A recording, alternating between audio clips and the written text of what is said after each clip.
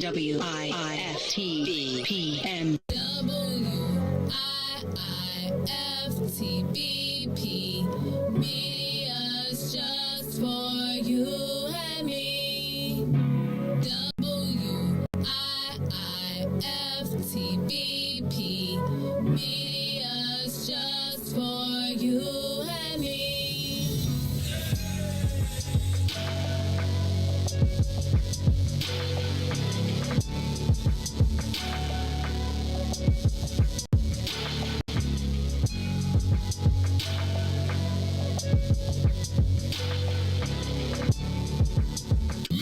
Jackson.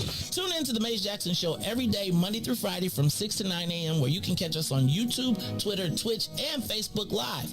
Plus, from 6:30 to 8, you can get us on WBGX 1570 a.m. That's right, it's the Maze Jackson Show, where every single day we ask the question, what's in it for the black people? And if you don't like it, you can still tell them, Maze said. We out of here. Peace. Hey, Chicagoland. All roads lead to Solo Beauty Supply, the largest black-owned beauty supply in Chicago. We carry a large selection of natural hair care products, plus much more. So come see us at one of our two locations, located at 9011 South Ashland or 8158 South Cottage Grove. Our inventory is growing, and with your support, Solo Beauty will continue to be a source of pride in our community.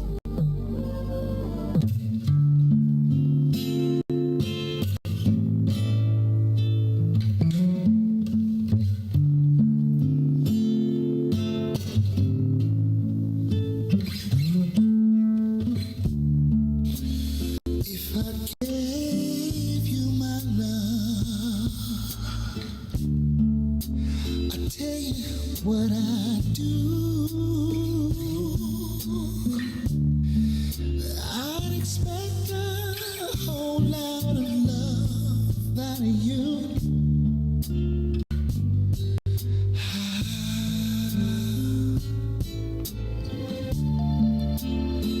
You got to treat me good, and I'll be good to you. There's a whole lot of things you and I could do, baby.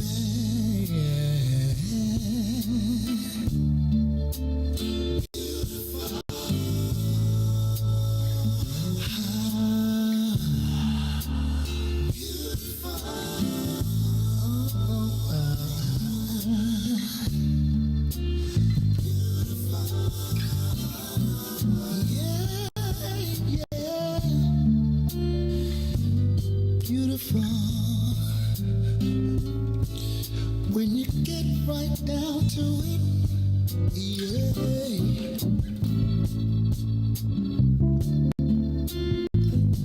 You're beautiful.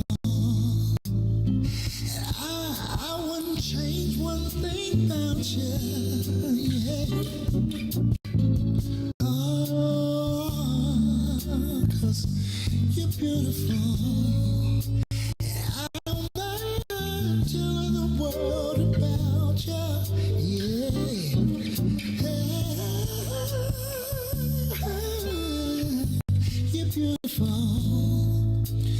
What about the way you love me? And the way you squeeze me. Simply beautiful.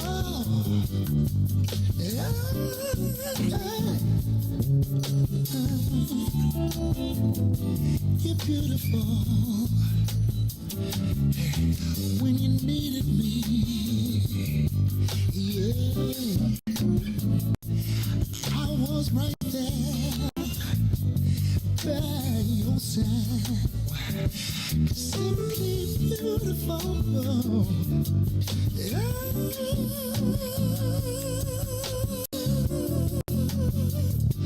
You're beautiful. I wouldn't change nothing about you. Yeah. 'Cause you're beautiful. Yeah. When you get right down to it. When you get right down to it. Yeah. When you get right down to it, oh,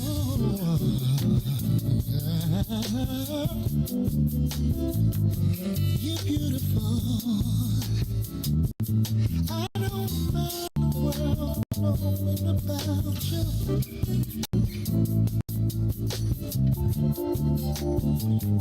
You're beautiful, and I don't care what the magazines say. I don't care what the magazines say. You're beautiful, simply beautiful, beautiful, beautiful. You're beautiful.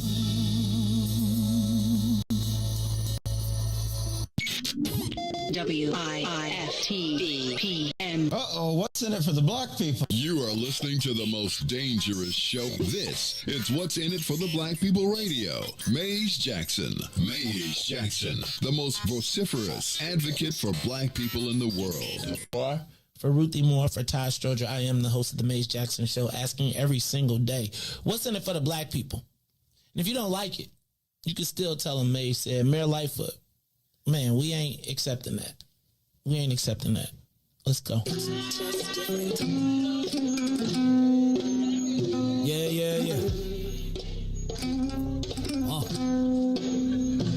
Let's get down to business and go ahead and address the facts. Man, Lightfoot seems more lesbian than black. Rahm Emanuel's another case. He was just as tired. 50 closed schools left much to be desired. Police had Anjanette naked on that body cam. They suppressed the footage so it couldn't touch a lot of hands. Reminds me of that 16 shots in that cover-up. Both of them similar, so I went and dug it up. George Floyd killed, a lot of riots happening in town. Southside burned and they wouldn't let them bridges down. Grandmother sick, need a prescription and plus a couple groceries. You gon' have to travel just to get it now. COVID-19 out here shutting all the business down. Not enough SBA loans to even give around. So many failed businesses that you could put them in the pile. If you don't survive the pandemic, it's gon' sit you down. We sing, dance, play ball, entertain, and crack jokes. Government infested black neighborhoods with crack smoke. System that milked us so bad, we got lactose. Still trying to find out what's in it for us black folks. We sing, dance, play ball, entertain, and crack jokes. Government infested black neighborhoods with crack smoke. System that milked us so bad, we got lactose. Still trying to find out what's in it for us black folks. Shout out to Willie Wilson, hope one day you get to send it. We need some different players in the game to handle business. Too many shady characters like Madigan and Blago. But when you really break it down, it's typical Chicago. City full of gangsters, it's what the land was built on. Same streets with hood legends, DNA get spilled on. Carjackers out here lurking, trying to get they steal on. Looking for a block to put them Hellcat wheels on. Let us give bogus appraisals a red line. Car crackers out here getting minimal fair time. And I'm the seal carry, I stay with the pipe. But Illinois gun laws giving minimal rights. Stay up on the swivel, make sure I'm moving tight. Check all of my mirrors when I pull up to the light. Pick my homie up from out of town, man, he caught a flight. He was hella nervous, told him, shorty, this is a way of life. We sing, dance, play ball, entertain, and crack jokes. Government infested black neighborhoods with crack smoke. System that milked us so bad, we got lactose. Still trying to find out what's in it for us black folks. We sing, dance, play ball, entertain, and crack jokes. Government infested black neighborhoods with crack smoke. System that milked us so bad, we got lactose. Still trying to find out what's in it for us black folks.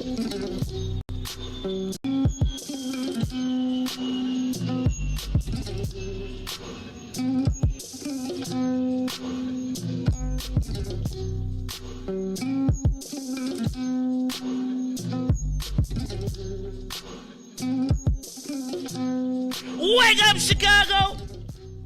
Wake up, world. This is the Mace Jackson Show. I'm your host, Mace Jackson, and as I plan to do going forward, I want to make sure we issue a warning that this show discusses topics of race and culture that some may find uncomfortable or triggering.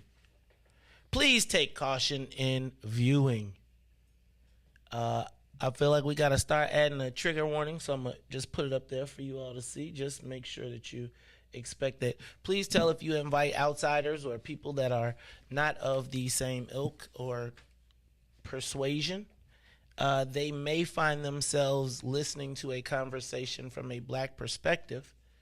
And we just want to make sure that everybody is clear that as we talk about race and culture, that it may make some people uncomfortable. Riis, yesterday I was watching a TV show. I can't think of what the name of it was, but it was about the comedians and the history of black comedians and black people as they discussed race and culture. And they kind of were like giving commentary on the real times. And it started with Dick Gregory being like the first black comedian that was on TV. You like, this ain't on the paper. It ain't on the paper. It's not on the paper. I was watching it yesterday. But what happened though, Riis, was like they were showing how Dick Gregory got started, and they were talking about the history of comedy and black folks and in media. And they started with white folks dressing up in blackface and putting coal on their face, and then they showed and they would not draw on their lips, and then they went from blackface by white people to blackface to black people because that was the only way, and we had the minstrel shows, and then they fast forwarded all the way up to Dick Gregory, who was like the first black guy who was able to perform in a white club, like as a comedian, and how he had to make sure that he was able to tell his jokes and make white people comfortable. But the thing about it was, so it was like Riis in the comedy thing, he had to make white people feel comfortable about them being Klansmen. Right? He had to make white people feel comfortable about the dogs that were chewing our people up, the hoses and all of that. And he had to be able to comment on it in a way that did not offend the people that were actually assaulting us. And it was kind of crazy, because if you watch it, you would think black people would be mad, but they put the trigger warning up there to ensure that we made sure that other people were comfortable seeing how they kind of disrespect you. You know what I'm saying? Like, you can't talk about what you did. How do I say that? How do I put that right? So the trigger warning was because the comedians would be telling the truth, but it would make white people who were watching it uncomfortable. So I decided that the best thing for us to do was to take a lesson from that. Because I was thinking about, we talk about how we get played all the time. But us talking about it tends to make white folks uncomfortable. So what I'd like to do is one more time, in the new world of wokeness, issue a trigger warning. Let me read it one more time. Warning, warning, warning. This show discusses topics of race and culture that some may find uncomfortable or triggering. Please take caution when viewing. Is that fair? Is that a fair way to make sure that our outside viewers don't I don't want to make you uncomfortable discussing racism and how it plays out in America and Chicago, even if you tend to be a benefactor of it. And I have to say a few things today. Man, I can't wait for the 8 o'clock hour. So if you are tuned in, 8 o'clock is when it's going down. I probably should have did this at 7 o'clock, in the 7 o'clock hour, because now we got the church folks back. But at 8 o'clock, you need to tune in, because I got a lot to say and a lot to think. I mean, a lot. Whew. I watched a lot. I fell asleep, though, Riis. Can I tell you? Yesterday, let me back up. What's up, y'all? This is the Maze Jackson Show. Did I say Wake Up Chicago? Did I say Wake Up World? This is the Maze Jackson Show. I'm your host, Maze Jackson. Got my man DJ Riis the Rule in the building. Ruthie, I told her she can finally take the days off and chill out, because she been a soldier, been with us every day, 24 hours. In the last last month of this journey, Ruthie stepped like. I'm gonna have to put some people. I'm gonna have to do some better stuff for. But I gotta tell y'all, this is the Maze Jackson Show. I'm your host, Maze Jackson. Got my man DJ Riis the Rule on the ones and twos.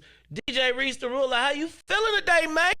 Blessed by the best, sure. You know the rest. How you doing, that boss? Hey, man, I'm still stinging. But can I tell you, I am a little less stung. Matter of fact, I'm a lot less stung. Let me also say, y'all know how I told you me and Tennille got a 24-hour rule? Which is if something ain't right, don't talk for 24 hours because we going to say something that might make us mad at each other. Like make it be, instead of it being a 24-hour issue, it becomes like a week issue. And I really don't like when we have like a week-long issue. I've really been pretty good with Tennille. Like my attitude has been a lot better. But Riis, I think in the political process, I need a 48-hour rule. Not a 48-hour rule. I had to be on the show. But I have to tell you that I got to say thank you to black people. Let me do this again. Let me say yesterday I was frustrated with the process. And one of the things that I could not, and I remember when I told you, do you remember when I told you like I'm immersed in blackness to the point that I have to sometimes pull myself to the left to make sure that I'm not being overly black? Well, I got to tell you I wasn't overly black. And I need to tell you that black people in this election, at least in the city,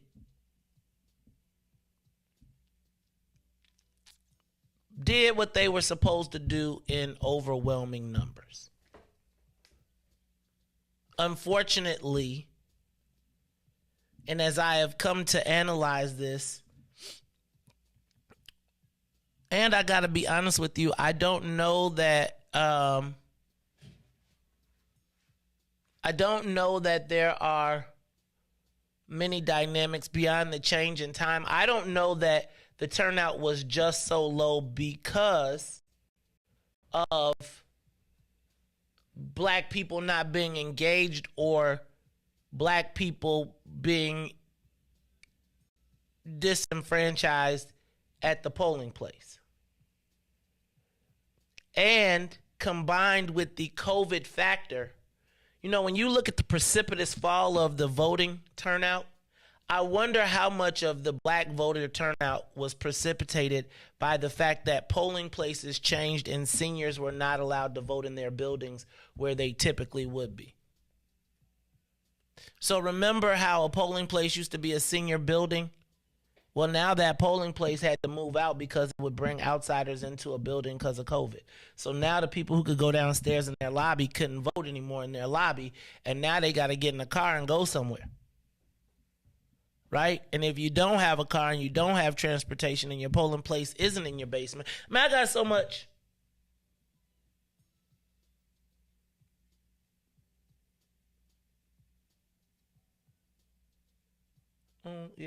Anyway, no, I agree they voted.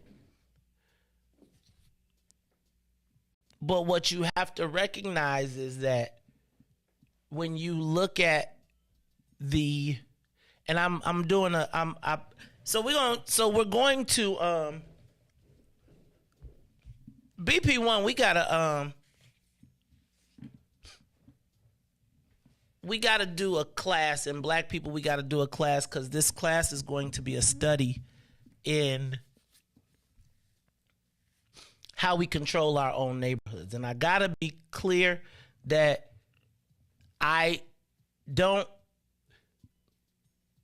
we know the seniors voted, right? But when you look at the precipitous fall off of numbers in particularly strong areas, what we got to do is look at moving polling places, the condensation of polling places, the places that were large voter turnout where a building might have 800 people. But I got to tell y'all, like, black people, thank you. Thank you. They 100% stayed on code. 100%. Like, even the people who were working, I haven't seen the suburbs, but what I also tell you is that there's a lot that we have to learn in this space, and I'm going to talk about it at 8 o'clock. I'm not going to give you my complete breakdown because I really still wasn't all the way there, but as I started to look at it and really break it down and realize how close this thing actually was, the biggest thing that I recognized, though, and remember if you talk to me closely, one of the things that I was talking to people about was, I wonder, does race or property tax come over? And there's a lot there. But man, I gotta tell you, people gotta be, if I was the ops, and I'm going to say that the ops is a bigger place, I think that black folks, there's a lot. And if I was Mayor Lightfoot, I would probably take a real close look at that race. We're going to talk about that a little bit. And black people,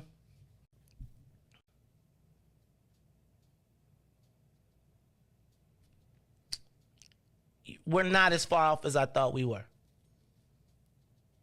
Can I say that publicly? Can I say that as frustrated as I was yesterday,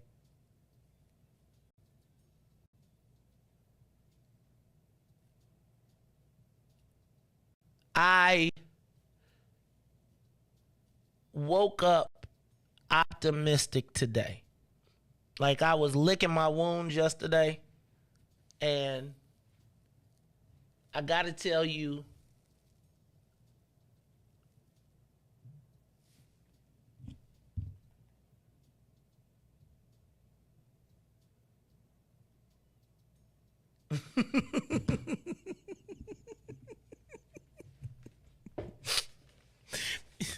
look, y'all, the black people did what they were supposed to do. We just didn't have enough.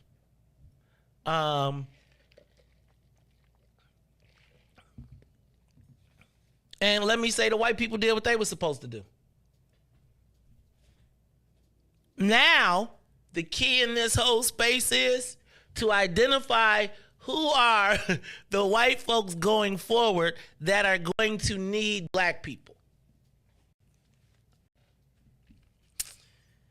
And once you understand that, and let me also say that if you were oppositional to Kerry as a committeeman,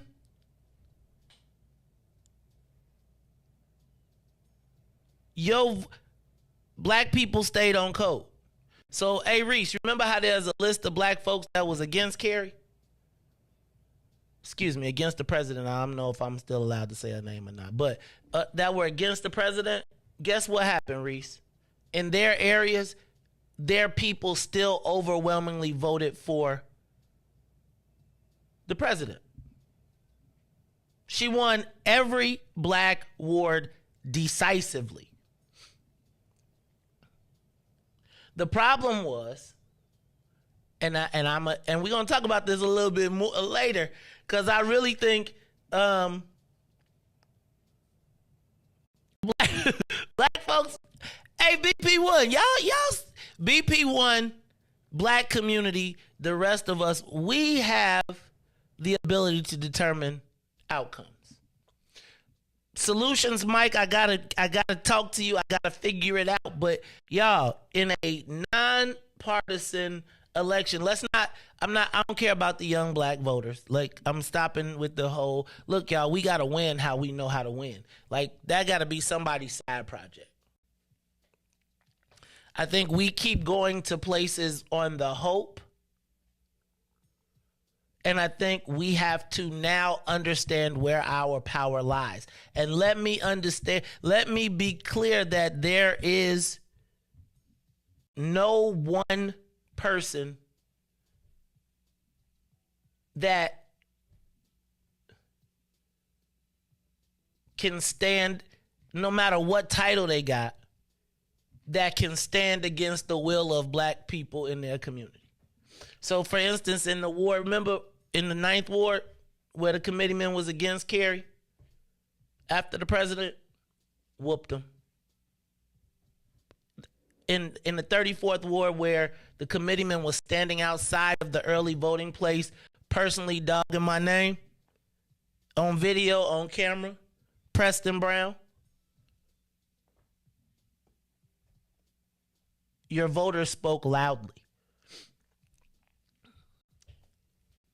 I haven't gotten the suburban returns. I'm still looking for those.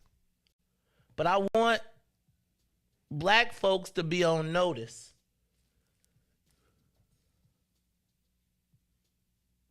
particularly those that side against black folks, that our people are learning how to read and count.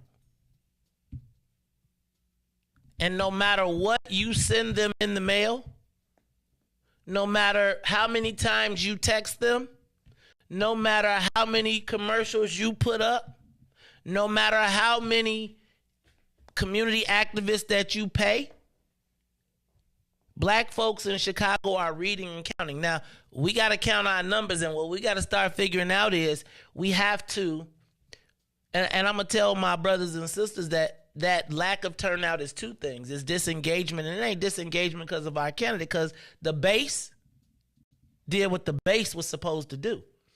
But those people that have options took their options. What I would tell you is that we need to control our base. There will be no more elections that do not come through our communities. And so if your committeeman is siding against your best interest, I would suggest that looking at the math and looking at your written history, I would suggest that we not that far away, y'all. I would tell you we not that far away within the base that we control.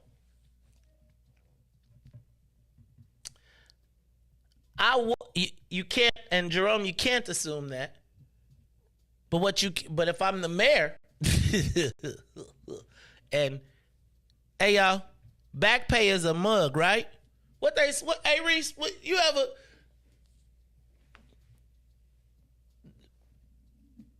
So all the same people that was writing letters, that was orchestrating, they got to come back through the same land. And guess what? They counting on you this time. So all the same people that was tweeting, remember who they're, hey y'all, it's a lot to look at in this race. And I think we saw of obviously people in our community that chose to be oppositional, even as we had some unity, and they chose a different loyalty.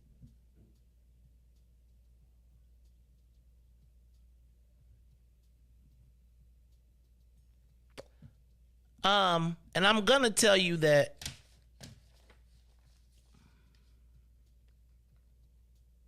we must take the math and take the science that came from this outcome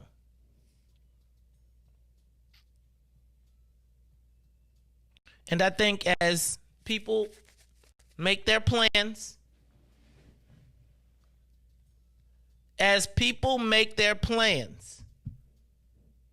for the city of Chicago municipal elections, they should understand that there is a black force, there is a black awareness, there is a black base that gets it. Now we have to expand our message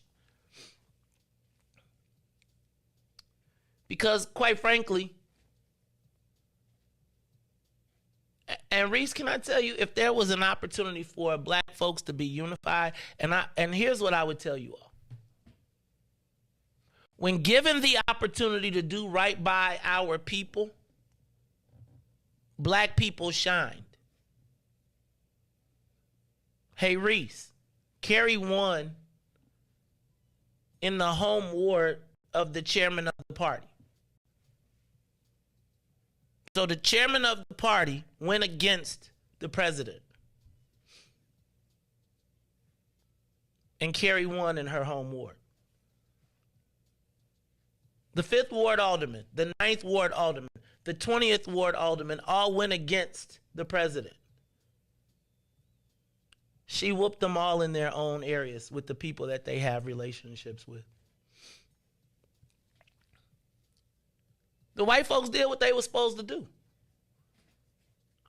And I'm going to tell you that the black folks did what they were supposed to do. We just got to get more of them to do it. But can I tell you? Wake up this morning, black folks, and know that we are on a path. You know, I'm gonna call some people out over the course of the evening, over the course of the show, that chose to bet against us with black people. Now, I get what the white folks do.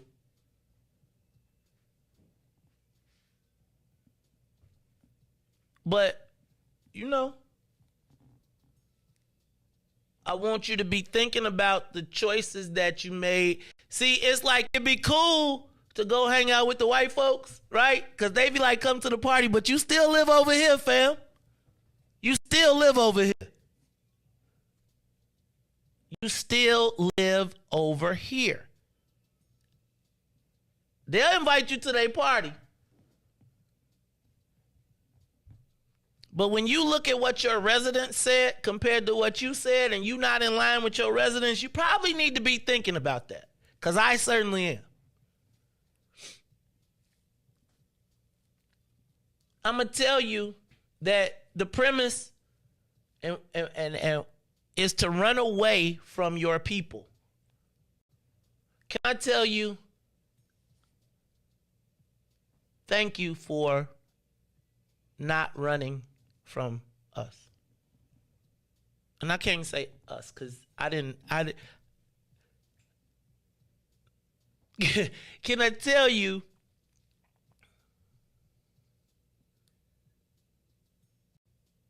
that their messaging worked for white folks, but it didn't work for black folks? And there will be a price to pay.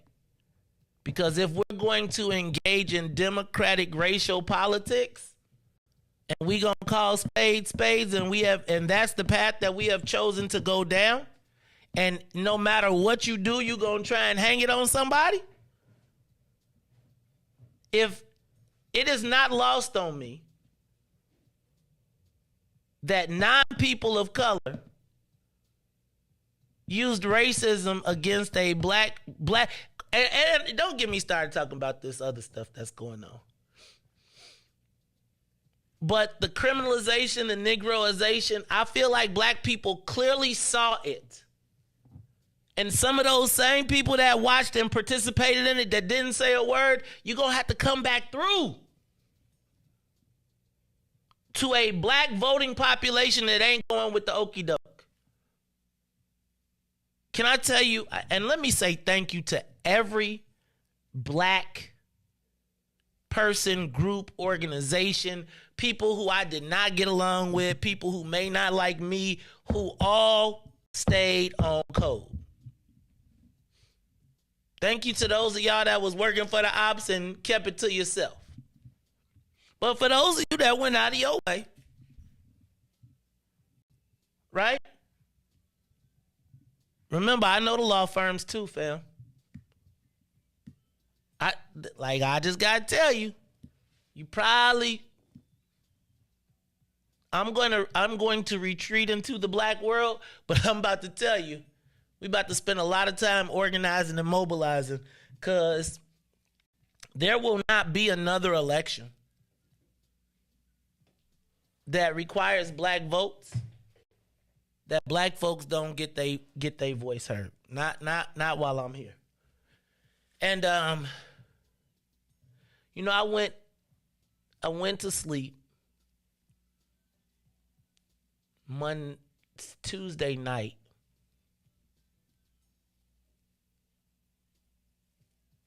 And Riis, you know I always tell you the campaign started playing back to me in slow motion from the beginning to where we are now.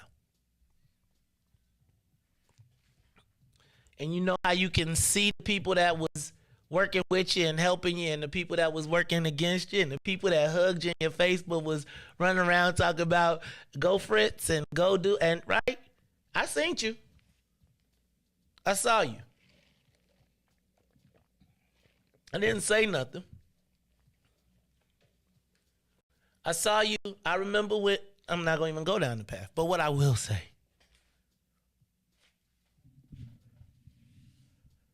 Is that I woke up last night after taking a peripheral glance at this.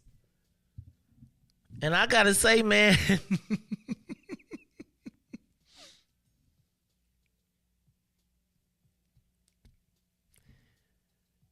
it's not as bad as I thought it was. Matter of fact, it's better than I thought it was.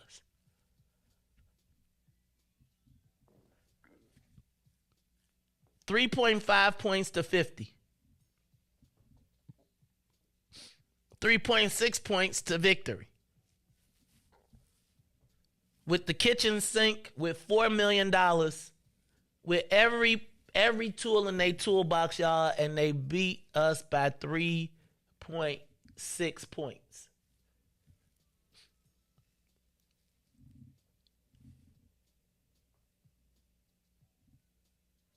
It's only, and why it's so quiet? Let me tell you why it's so quiet. Because they know they dodged a black bullet. Ain't no gloating. Don't call up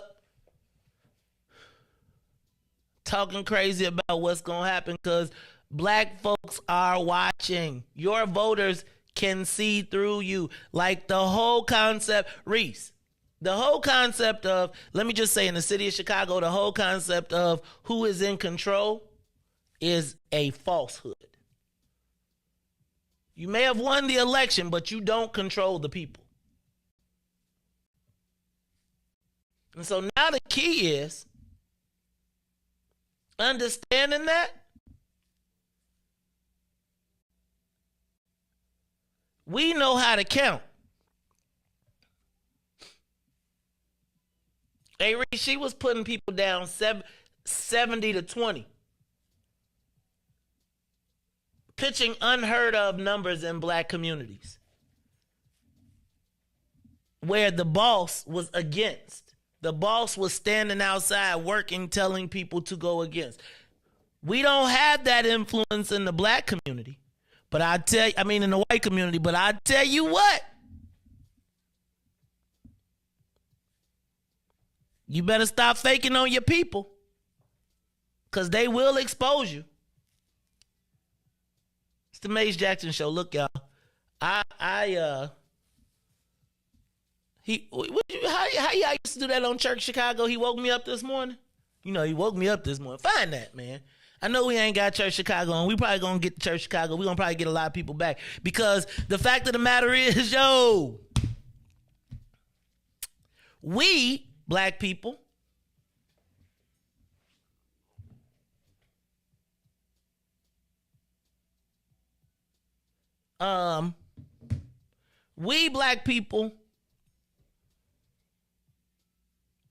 we're not. I guess I'm through being quiet. I think that when we recognize that there is no tool in the toolbox that is unusable, and let me just say about the fact that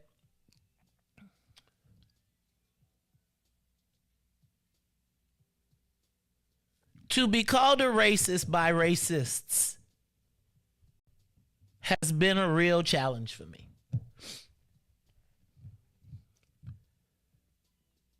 To have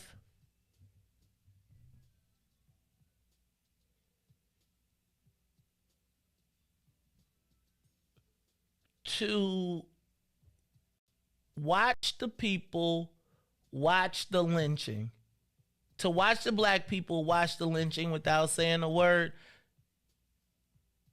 says a lot. But the fact that the black people in Chicago did not bring a rope to the lynching, matter of fact, fought back, I can't not fight. Now y'all gonna have to let me have some fun a little bit. And but let me just tell you, we will determine mayoral outcomes. We will determine aldermanic outcomes, and we will determine committeeman outcomes. I have spent the last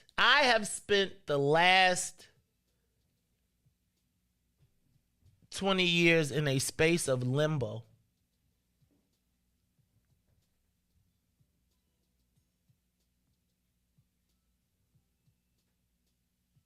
But it's clear that in this world that we live in, the rules by which I was brought up are no longer the rules by which the game has been played.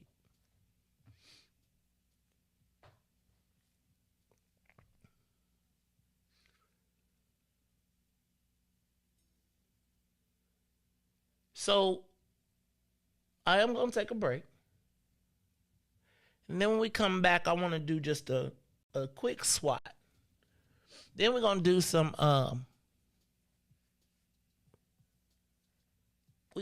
analysis. I also need some volunteers to take some time this day, because I kind of know what happened in the white wards. But what I want to do is look at the black wards, and then I want to look at the map, because this was the last election on the old maps. Then I want to plot out those maps. So I need some people with some highlighters and some coloring skills, because I want to identify the transitional precincts, and then I want to map out some paths to victory, because it is clear that when given the opportunity and the correct information by trusted sources, black people will do the right thing. And guess what? I've come to recognize that some people in their areas are not trusted sources. So, if you are not a trusted source, if you vote against the will of your community, then we want to help you get on the right page. Let me tell you what. This is the Mace Jackson Show. I'm going to take a quick break. And again, we're going to put up the trigger warning, because I know that there's probably some people try to date and timestamp this one too. And can I tell y'all, I also want to be like,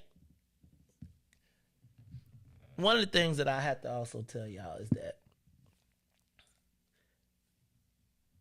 I'm not going to not tell the black community what they are doing anymore. I think that I have tried to walk this line of trying to I am going to rely and believe in the blackness of our people. I could read, I could count. I am going to believe in the ability of our people. I have a friend that says the voters are a lot smarter than we give them credit for. They are. They are. We are. But I need for y'all to wake up. See, I think you have to look at the process and say, how can you help or how can you hurt? And when I look at your palm card and your turnout, when I look at, I'm going to stop talking smack. But I will tell you, you probably want to be at the BP1 meeting on Saturday. I'm going to take a quick break because I got to go to the bathroom. And then when we come back, we're going to talk some more, plus the social media question of the day. Y'all, it's the Maze Jackson Show. We'll be back. The Maze Jackson Show will be back after this break. This morning when I rose, I'm on Lord. Church Chicago's Power Hour. I'm your host, Angie Mims, and Terrence Key. TD, a.k.a. Terrence Daniels. I wish I had one witness in the house. You got one. Got a couple of them. Got a couple of them. Two T's. Give me a testimony. Oh, Lord. He's did it before. Oh, Lord. I got one. I'm better. I got 5 reasons. 5 reasons. Oh, Lord. He turned it around. Turn it around. He woke me up this morning. Oh. Don't do this. Don't do this. Go Number ahead. 4. He woke me up this morning. Come on, number 3. Come. He woke me up. Oh, Lord. He woke you up. That thing can touch you, I'm but telling one of you. them 5s will get you. What's the second one? He woke Oh, yes, sir. Yes, sir. Oh my God. And the number 1 reason, Number 1. Final answer. he woke me up He this woke morning. me up He this morning. woke me up this morning. That's a testimony. That's a Turn that thing- testimony.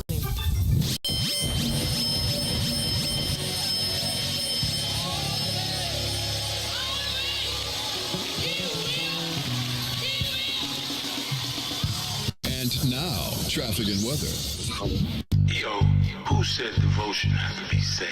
Yo, check this out. The Lord is my shepherd, I want. He's making me to lie down in green pastures. He leads me beside the still waters. He restored my soul. God's gonna turn it around. Come all the way with me. Good morning. What's in it for the Black People Media family? The time is now 6:52 a.m. I'm Riis the Ruler with your Chicagoland area sports, traffic, and weather update. As we head over to sports, the Chicago Cubs will beat the Reds 8-3 as the Sox lose 4-1 to the Angels. In the WNBA, Candace Parker records her 1,500 assists as the Sky win 91-83. Skies win their 4th in a row. So let's head over to traffic now on the Kennedy. O'Hare to the Loop will be 25 minutes. Outbound will be 20. On the Eaton's Deerfield to the Exchange and back will be 28 minutes. While the Eisenhower is 39 minutes. Thorndale to the Loop, 28 minutes back out to Thorndale. On the Stevenson from I-355 to the Dan Ryan will be 50 minutes. Outbound will be 32. The Bishop Ford, I-80 to the Dan Ryan, 35 minutes, 26 minutes to I-80. While the Dan Ryan is 18 minutes to the Loop, 12 minutes to 95th. On DuSable Drive, north and south is locked in at 8 minutes. Today's weather, it is currently 73 and sunny. Today will be a high of 94 with a low of 73. I'm Riis the Ruler. Happy Thursday here on The Maze Jackson Show. Oh, yeah. Come all the way with me. Don't leave me now. Come all the way with me. Oh, please.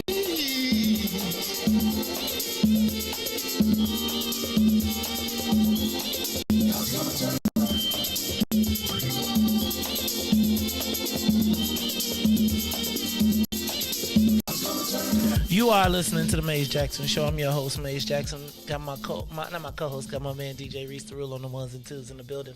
And y'all, I'm in a fighting mood today. And that's why you got to stay tuned at 8 o'clock because I'm not going to, no folding. What my man, my man King Israel said yesterday, man, the only folding we doing is at the laundromat. And then I saw President Steele say the same thing. Y'all keep us in y'all prayers though. It's like, we in Carrie did 100 push-ups on me yesterday. She said, why you over there sitting in the chair, man? Don't be no punk. She bust out 100 on me, Riis. Then she did, and she ain't even do the girl ones. She was like, she started pumping up. I was like, for real, can I just have a day off? She was like, man, did a lap up and down the steps, came back down, sat down on the couch. You still sitting in this chair? This war's to win out here. But I want to tell y'all what. Hey, man, can I tell y'all something? Y'all got to learn, don't call me. Can I have a day don't call me with no BS? Can I just have a day where you just don't? Okay, don't make me start cursing. Anyway, it's the Maze Jackson Show. I'm your host, Maze Jackson. But let me also tell you, you know what I feel like? I don't feel like you getting ready to be around here threatening nobody. I think you better go look at what the people say. Now, you might know your people, but clearly we know our people, and we finna find some more. Because black folks, thank you, black people. I'm going to tell y'all what. I'm going to need y'all to be with us. Black people first. It's like the fact of the matter is we have been for a long time been able to be threatened, punched, and pushed around by other groups. People could write a letter. They could say anything with no recourse, with no response. Most of our people are often defenseless when something happens. When the white folks decide that they got their little insider club and they gonna click up and they decided that being white is more important than winning or any of that stuff, guess what? We have to have our own infrastructure. So at 8 o'clock, we're going to talk about the black rebuild, because the black rebuild has to go from the ground all the way up, right? From election judges, from the most basic space. Like right now at the Board of Okay, I'm getting ahead of myself. It's the Maze Jackson Show. I'm your host, Maze Jackson. Got my man, DJ Riis, the ruler, and I am fired up. They had me for a day. And they ain't even had me for a day because I told y'all I was getting up in the next day and I was going to be. But they had me for a day till I really looked. And I was just thinking about all of the chapters of BP1 and having a black homeland. Okay, I got to get back to what I said I was going to talk about. So I can't wait till 8 o'clock. Could y'all please tune in? Let me say what's up. First of all, shout out to all of the Saints who are tuned in to WBGX 1570 AM. I want to thank y'all for coming back, for being with us. The Southland, you know what? I'm not backing up off of BGX no more because it's South. It is South. We got to get some West Side love. But I got to tell y'all, Southland, I ain't seen your numbers yet. But if you did anything the way the rest of the black people in the city did, I got to just show you love. I got to show you love. Black people love, love, love, love. And we got to translate what we learned into weaponry. But I got to stop that for now because I got to get some of these headlines in. But that was actually this was on the paper because this is the day after, and then I had wrote on here, black people did their job if they knew where to do it. I think this is going to be, though, I want to call the 8 o'clock session the last black whooping. This is the last black whooping we taking. We are going to control I can't tell you what's going to go on in the white people neighborhood, but I'm gonna tell you we can do what we can be 100% in control of what happens in our own neighborhoods, in spite of what they titles tell them that they can tell us. Cause just cause you got your name in can I tell you, Riis, I learned so much in this election. Remember I told you I didn't see but 2 Fritz Kagi signs the whole time? Let black people tell you, well, that's the win. I'm going to need y'all to be with us on Saturday. I was going to say, I need to see y'all on Saturday. Saturday at TP 5401 South Wentworth, Black People First meeting. Particularly, and I'm going to get back to my points because I got to talk about it all. Willie Wilson is giving out gas and groceries today. So y'all be on the lookout. We're going to go to williewilson.com and check out his Facebook page.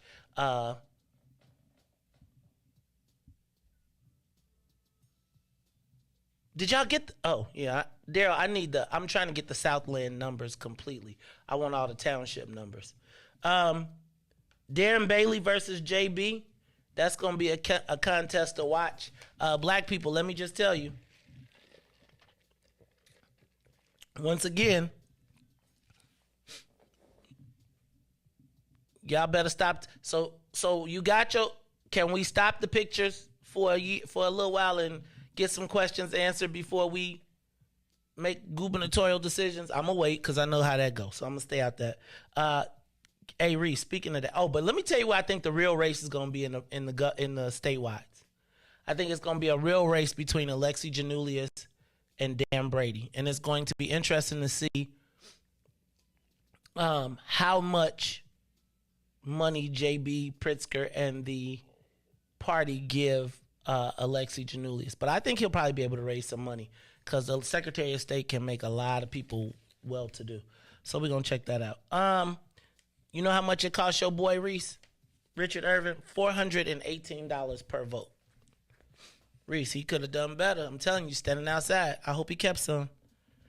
Concrete bike lanes are coming to the city of Chicago, and this election cycle is coming back around in the city elections. Can I tell you something that I think you all should check out? And I'm going to talk about this again. And I want y'all, I want our listeners to listen.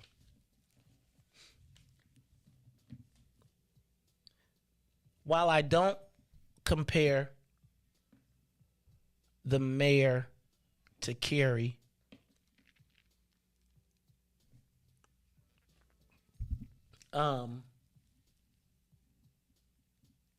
directly, I want to put this out because I'm sure we got some listeners that are tuned in.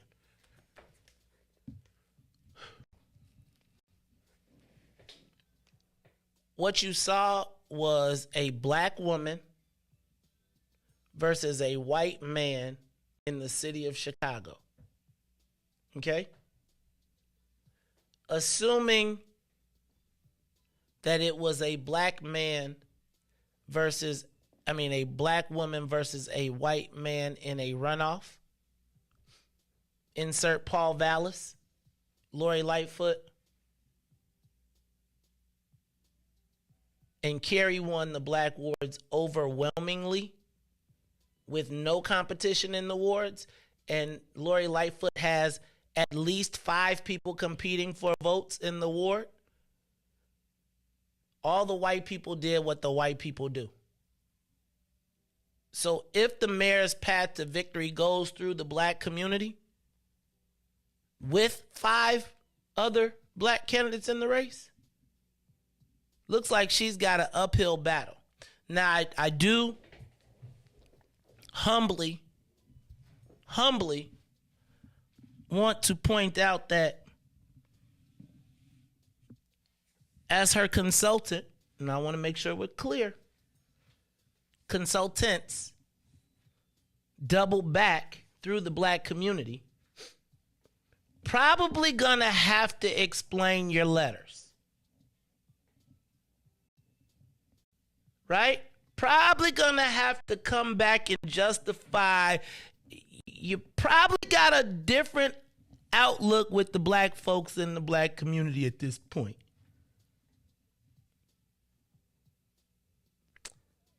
I was thinking about who are going to be the allied organizations and how will the consultant now re-enter the black community. Because since we all Twitter gangsters and we all play the role and we gon' play it all the way out. And so now I guess my question is, after invoking race and anti and phobias into an election that wasn't associated, how's that going to work on the comeback? Because remember, the path is black women. How does that work, knowing that now, and I'm going to tell you how it's going to be interesting because you can see, I don't know if y'all saw the new plan for, I think black folks, y'all about to find out that, you probably not the most important people because the bike lanes are coming, but they ain't coming to the south side. Look, y'all, it's the Mace Jackson Show. We'll be back after these messages.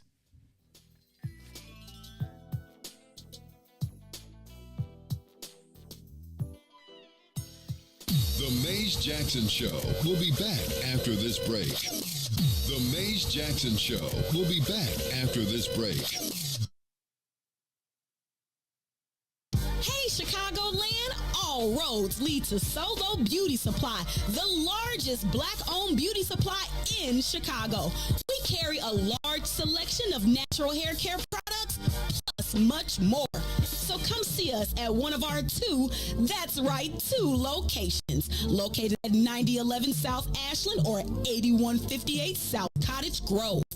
Our inventory is growing, and with your support, Solo Beauty will continue to be a source of pride in our community. Mace Jackson. What's up, Chicago? This is your man, Mace Jackson, host of the Mace Jackson Show. You hear me every single day ask the question, what's in it for the black people? Well, finally, y'all, we've got an answer, and it's called the Black People First Party. Meet us every Saturday from 10 a.m. to 1 p.m. at TP, located at 5401 South Wentworth, Unit 17E. That's in the mall at the 55th and the Dan Ryan. And you join us every Saturday where we are taking our politics black. We'll teach you everything you need to know about the game, from how to collect a petition, to how to knock on a door, to even how to become the next mayor of the city of Chicago.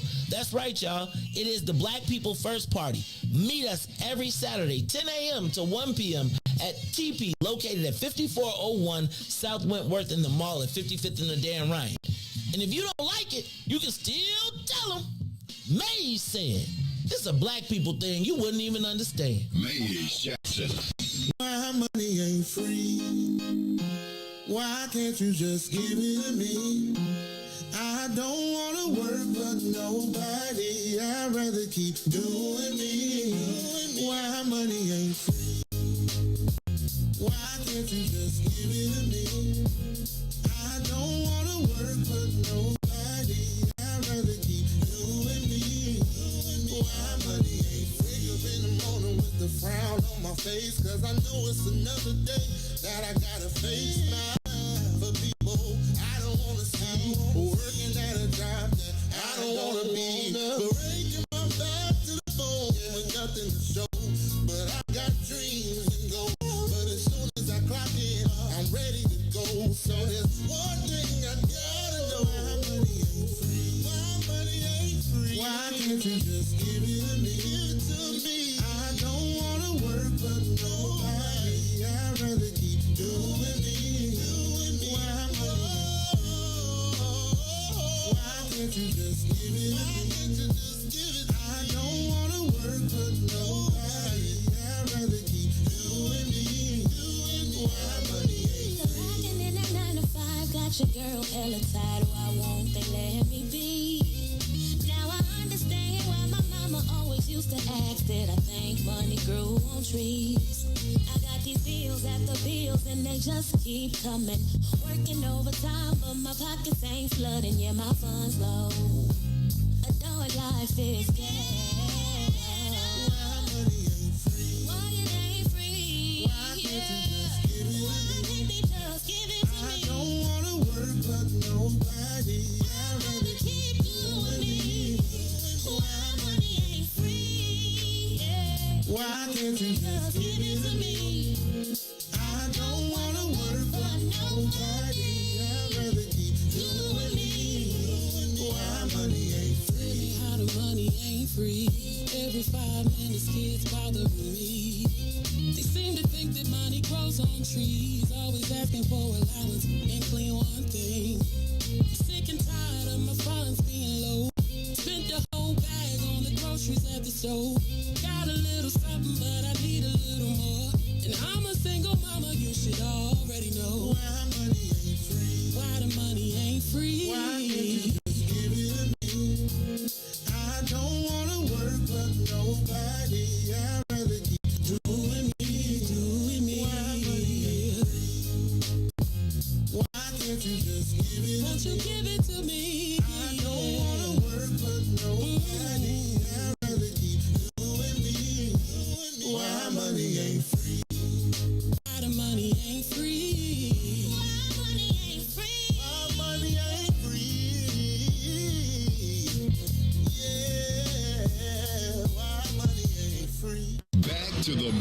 Jackson Show.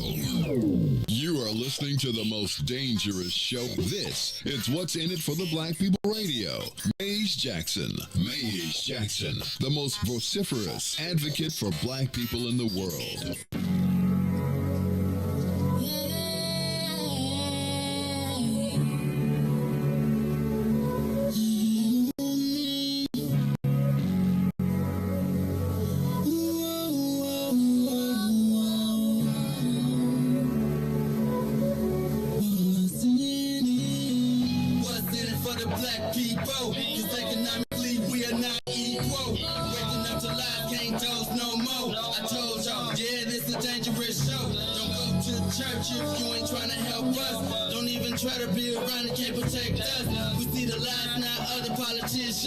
We need money and no symbolism. It's Maze and Riis and Ruthie and Ty, explaining how we all come from God, giving us tools to beat the odds. If we're united, our movement gon' stop. If they ain't trying to help us, they ain't trying to do nothing. We gotta do something, we gotta stop running. It's time to confront the problem. Really, you expect you oppressed to solve wrong.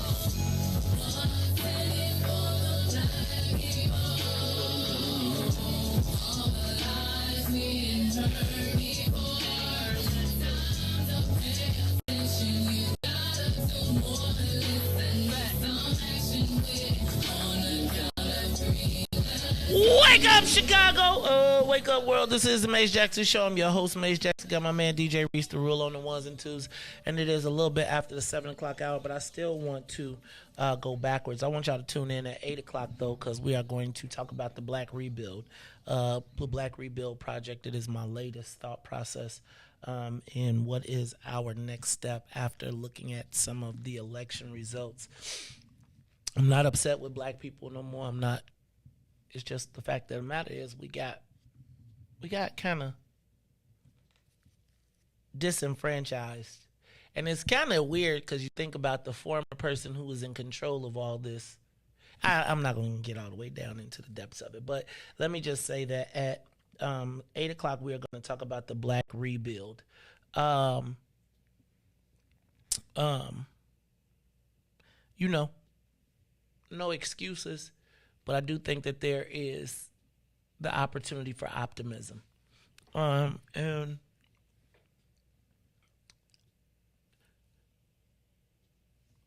we have to get bigger platforms. We have to get our media outlets bigger. Riis, I'm going to go back, though, because I know we're a little bit past ourselves. So why don't you go ahead and do me a solid? Oh, did I mention that R. Kelly got 30 years? We're going to... Riis... I'm not laughing. We're going to talk about that, too, at some point, because I think that's crazy. It's the Maze Jackson Show. Riis, why don't you find that button and hit it for me? It's time for the social media question of the day. As I was looking at the results a little bit yesterday,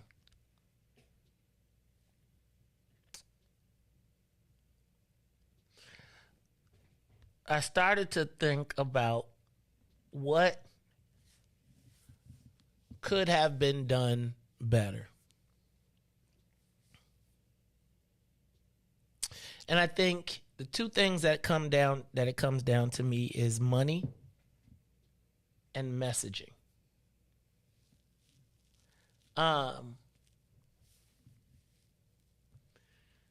And so it got me to thinking about what are the assets that we have in the black community. And Riis, that is the social media question. Who and what are our assets? Politically. Can I send a big shout out to Willie Preston too? One more time. Willie Preston called yesterday and said thank you to BP1. And what I loved about Willie Preston is there was a lot of people we helped during this election cycle. Shout out to Maria Barlow as well, who called and said thank you. There are a lot of people we helped during this election cycle that will never probably say anything, but I wanted to thank those guys for calling back. But I want to know who and what are our assets politically in Chicago? Like, what resources do we have? who and what can we depend on in the black community? And I'm going to tell you that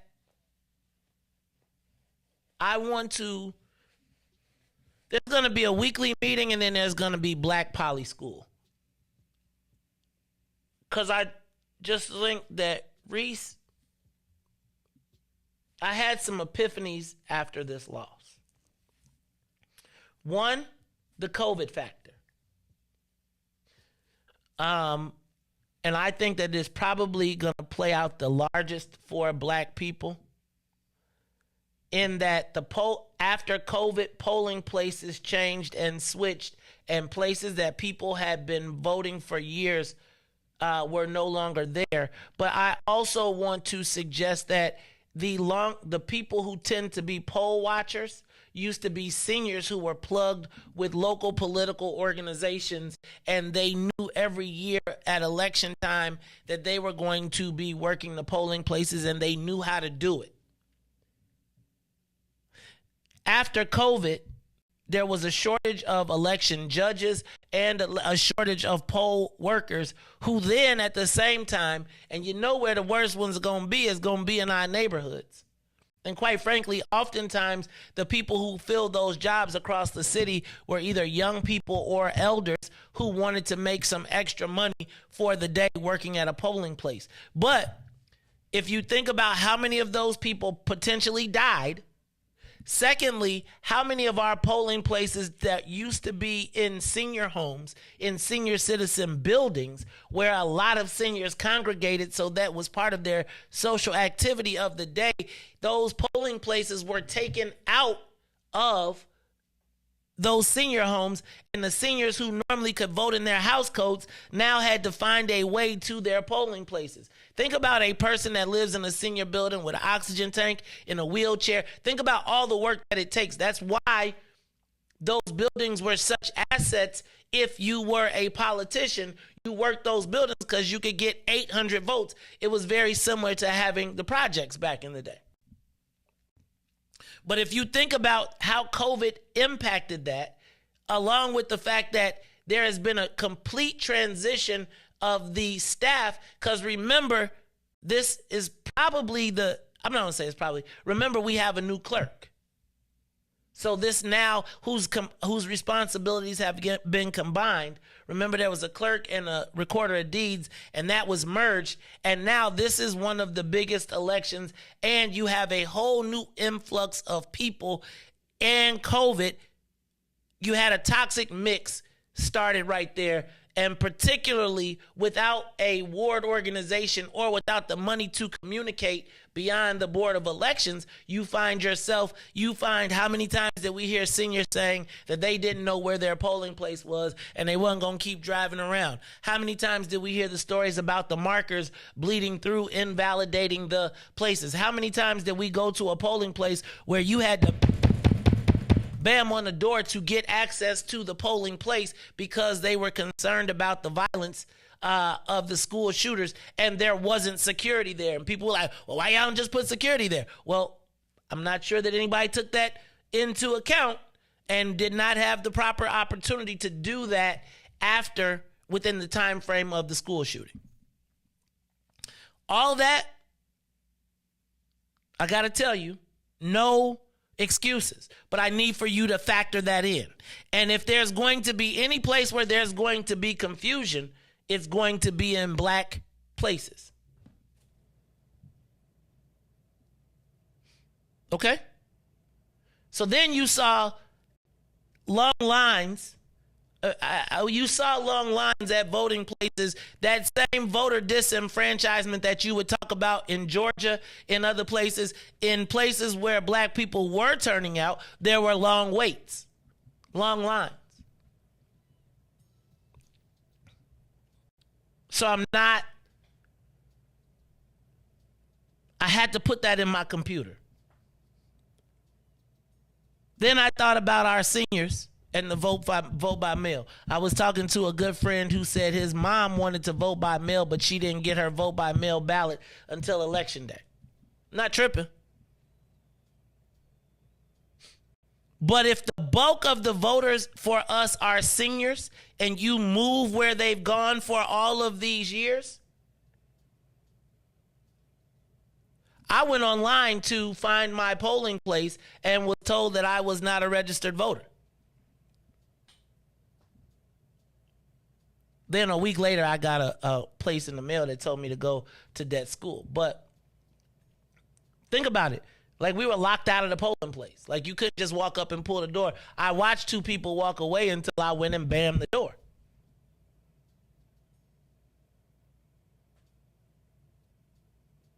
I don't think that the problems were just in the black areas. I am suggesting that if you look at how the voting went, though, in white areas, they voted by mail. Black people, if you see every story that we've got about what has happened in at our post office, you see people going to black people don't trust, and that's why you saw such a rush on the day before election. Let's not call it trickery. Let's just say that these are all the factors. No excuses. It is all stuff that if I was to look back and say what I missed in calculation, probably need a stronger vote by mail program explained to black people, and probably needed to do a better job of letting them know that their polling place changed. But that, Riis, is the lack of a political apparatus, because if you are a real precinct captain, right, and you're collecting votes, guess what, Riis? You're gonna go to every voter in your district, in your precinct, and say, our polling place ain't the school no more, it's over here. But if there's nobody to let you know, to knock on your door and say, hey, here's where you go, guess what? And now, because in Cook County you have to vote at your polling place, whereas in DuPage County you can vote in any polling place, guess what? So then, I'm telling y'all now, Jasmine and your crew, that's got to be y'all focus on the youth. But we see that the young people are, the young people vote. There were only 10,000 young people, a little less than 11,000 young people in the city of Chicago, 18 to 24, that voted. 11,000, 18 to 24 year olds. It's more than 11,000 downtown on the weekend. I know everybody, but man, we gotta get the young people involved. It's like, kind of like, yo, man, I'm gonna let somebody else do that. But our seniors, our most vulnerable, but also the most likely to vote and most valuable voters, who is now servicing them politically?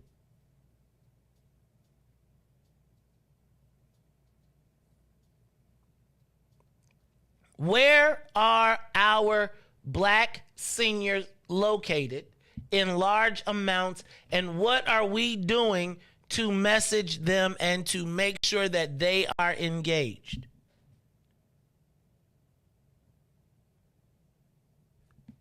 Who do we have economically? Who can actually finance a campaign in the black community? The reality is we do not have a fundraising infrastructure, and it allows us to be left to the mercy of a few, and we do not have a base, because our economic base, the economic base of our community has, as I told you before, is reliant upon government and relationships with government. So they are not allowed to go too far for. And then I have to ask you, where is our media?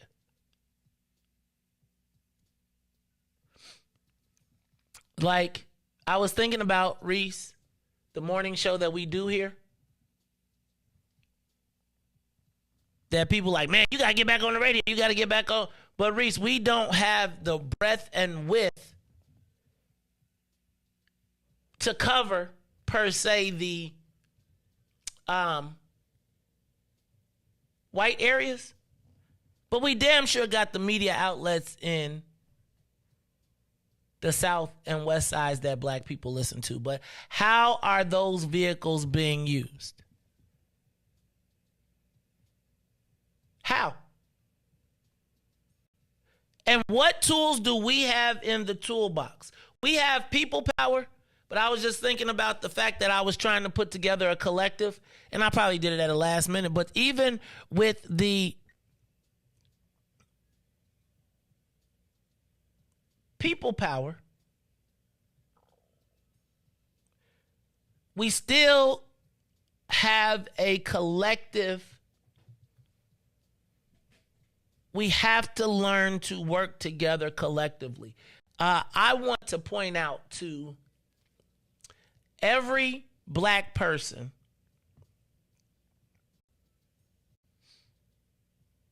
who was scared to even take a picture with Carrie in some cases for fear that another black person would punish them. The black person couldn't punish them even in their own ward. Y'all have to stop being scared of black people, letting white people or black people that are white aligned tell you to be scared of your own people.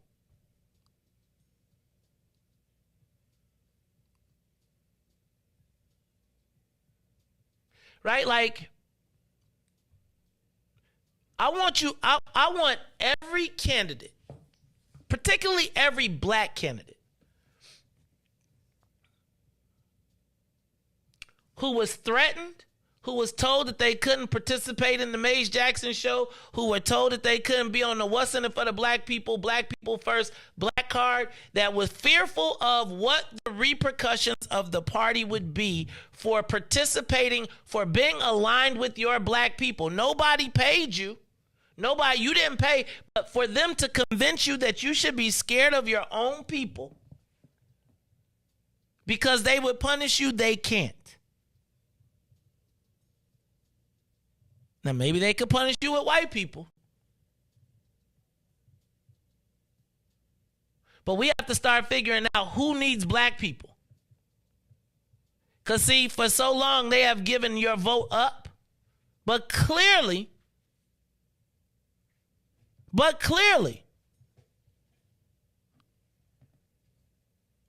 there is no detriment to being black when you're black, to talking to black people. They have us scared to even talk to our own people, Riis.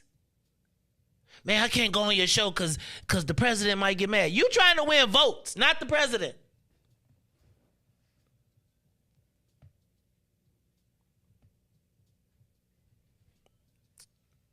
Black candidates got to stop being scared of black people. And we got to stop with the whole being threatened and being fearful. I think that what we should take, here's what I think everybody should take away from this lesson real quick.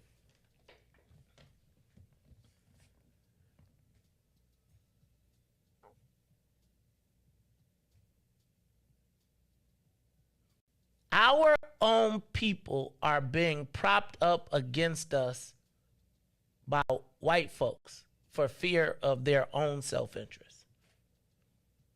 I want you to be clear.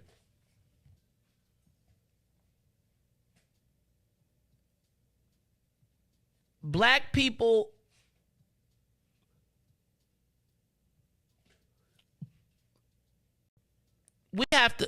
so when you look at where our infrastructure is, our infrastructure is being, the growth, development, and the building of our infrastructure is being held back by people that do not have our collective interests at heart. Does that make sense? The decision-making process. Imagine with a 4-point swing if black people had sided together. But the key is to make black folks in power feel like you got to be scared of the black folks. You can't be aligned with black people. I'm going to be honest with you. I'm not really taking any more y'all niggas don't know what y'all doing stuff. It's like if y'all niggas would stop pulling in the other direction and telling us what we ain't got, what we ain't did, and put in on the collective. We got a lot of people right now that are working against our future and are working for our past. I think I have tried to provide deference. I have tried to respect. I have tried to do, but I got to tell you, I want all of my peers who ran in this election cycle to take a true assessment of your numbers, right? And recognize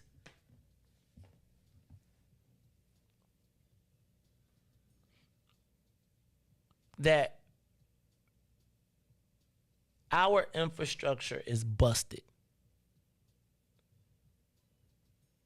And we keep trying to take the shortcuts. Do a flyer. And let's stop saying machine. It's not a machine. It's not well hummed. It's not oiling. Because if you matched upon, nobody really won what they said they was going to win. The party didn't win all of its tickets the way it was supposed to. It didn't deliver the votes that it was supposed to deliver, right? I want y'all to stop. We have to stop the machine. Like, we need to become the new black machine. How about that? Let's be, and you know I got much love for you, Marjorie, but we are fighting an illusion of power. And it's probably going, I just feel like I'm through with the threats. I think anybody black making a threat, a political threat, needs to go back and look at what they people said compared to what they said. Now, when we get outside of our bubble, we got to make allies. But in the realm of blackness, I got to be honest with you. Not me, but us, we black folks, the base of black folks have clearly shown that when given the option or the opportunity, the party don't make their choice. They make their choice. We got to give our people the proper choices. And then not leave them out there to be hung out to dry with no resources.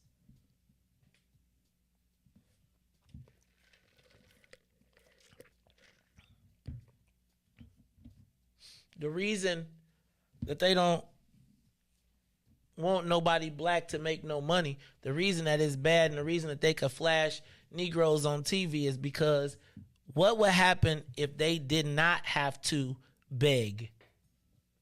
What would happen if the Negroes did not have to beg somebody to even give them the opportunity to compete? I got for y'all to understand, like, real talk. If you look at the races, and if you look at the big tickets, really the only way for black folks to win big party races is to obey. And when you don't, and you are not willing to obey, then you don't get the same benefits and privileges of a black person that is willing to obey. Pay attention. I want you to pay attention to who and when the black woman is an advantage. Remember when we saw that in the newspaper and they said, why they don't just obey? Boy, one of these days I'm going to tell y'all about whether it's, I'm going to tell y'all about the story of how some people would rather you lose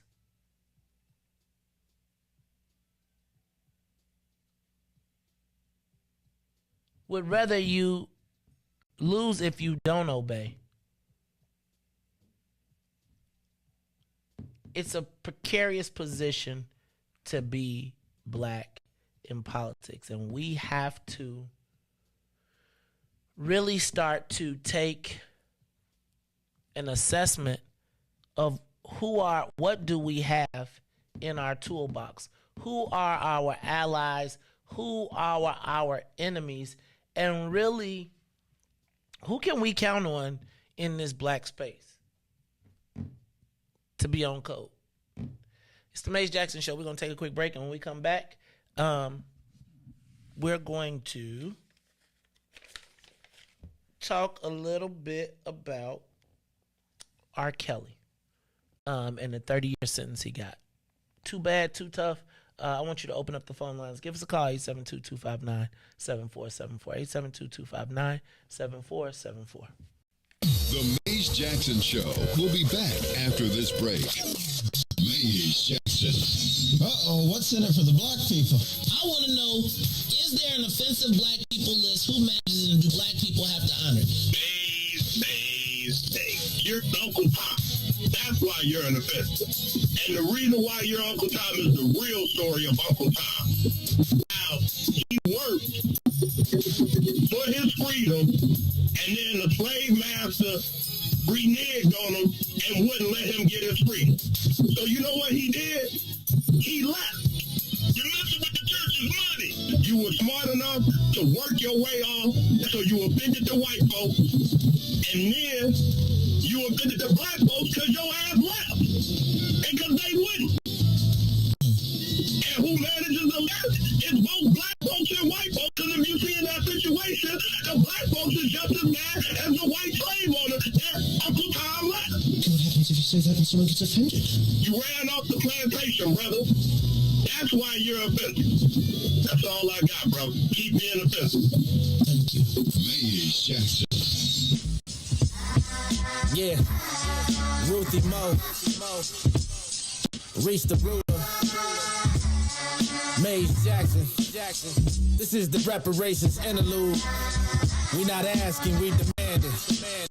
So go on, make my payments. Ha, ha, ha, ha, ha, ha, ha, ha, ha. Tell the government to cut them reparations, make them ha, ha, ha, ha, ha, ha, ha, ha, ha. Not no SBA loans, just run the bread, make it ha, ha, ha, ha, ha, ha, ha, ha, ha. Tell the government to cut them reparations, make them ha, ha, ha, ha, ha, ha, ha. Look, Hey, check it out. First drug lord was President Nixon.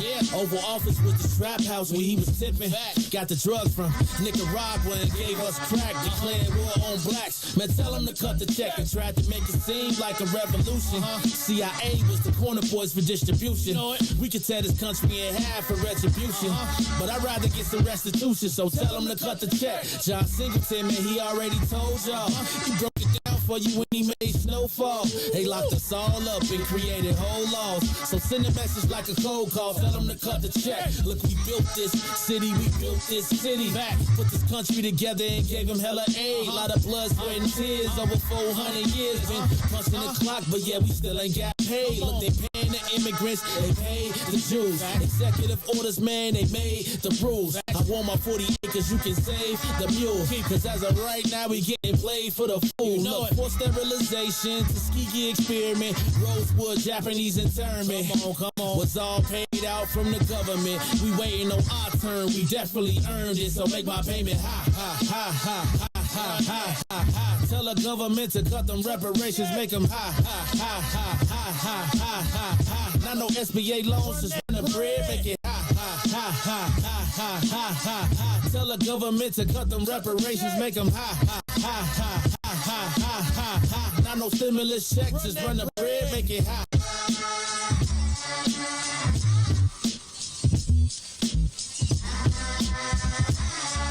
Yeah. Ruthie Mo.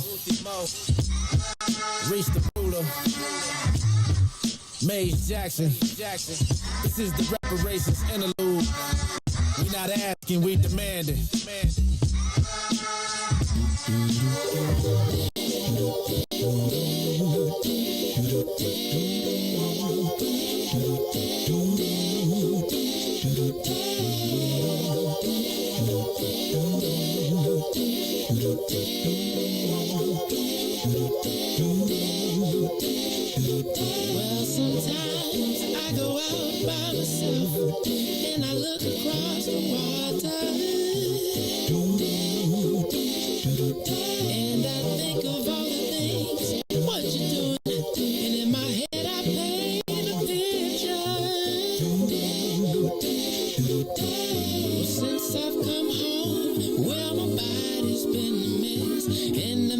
your ginger hair and the way you like to dress. But won't you come on over? Stop making a fool out of me.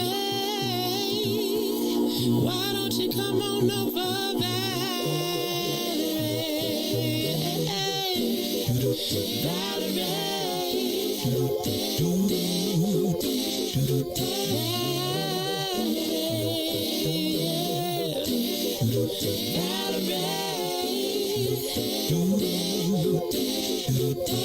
Did you have to go to jail?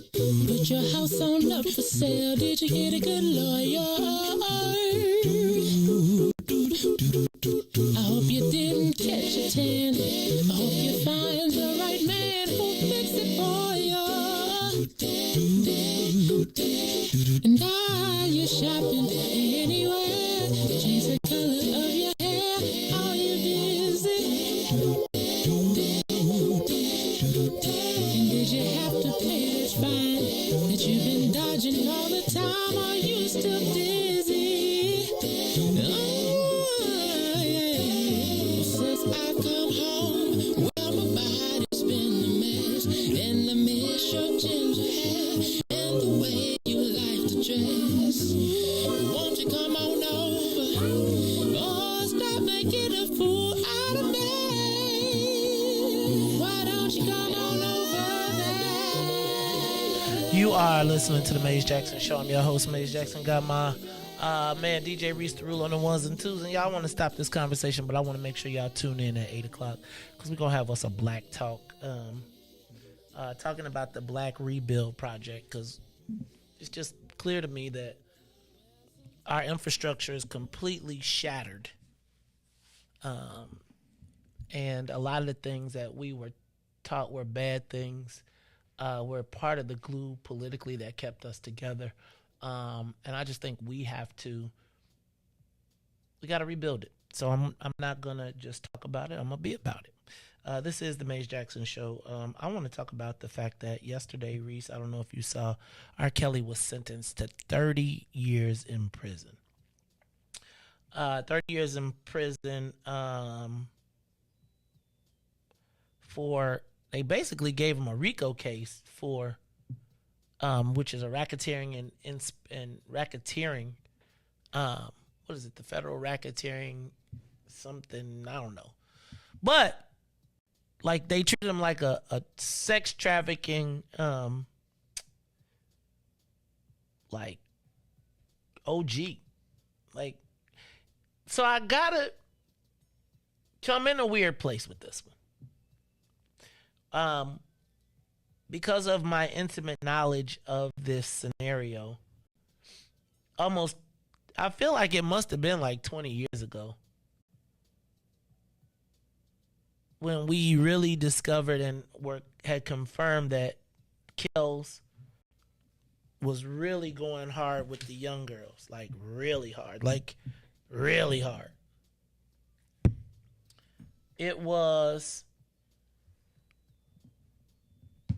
I was very disgusted, and I was outraged 20 years ago.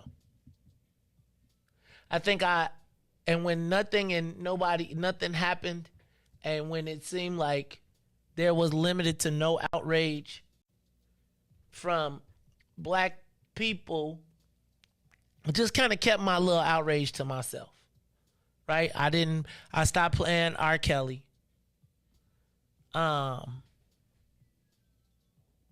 Although the man, I stopped playing R. Kelly. And I didn't stop playing R. Kelly because of...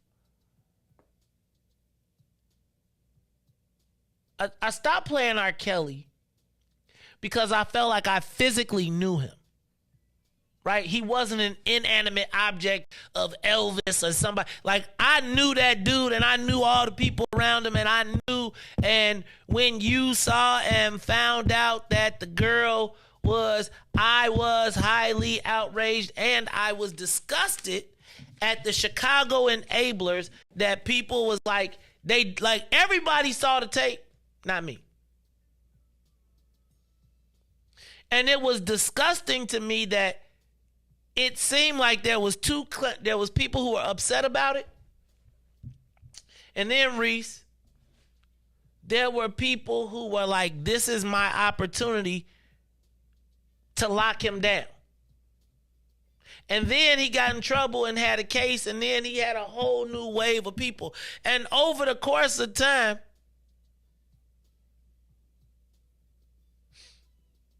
I just kind of said, okay, I must be the only person that's bothered by this.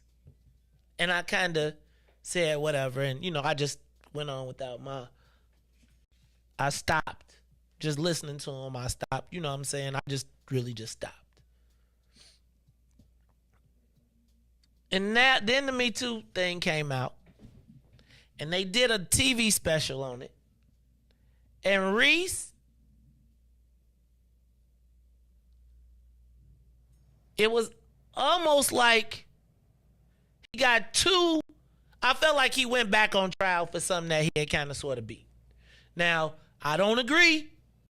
And I stopped listening. And you can't find me listening. And I must tell you that I think TP2 might be one of the greatest albums of all times for me.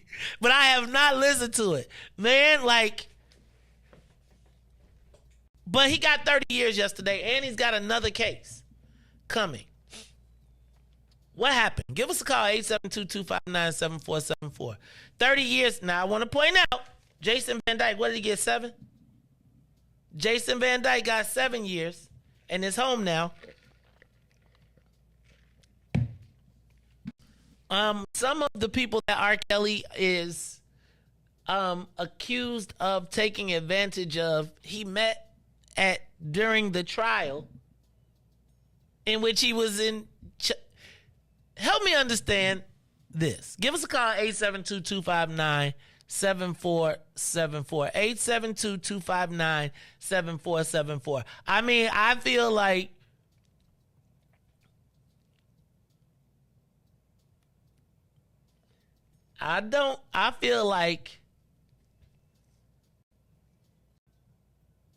the R. Kelly scenario is the same as,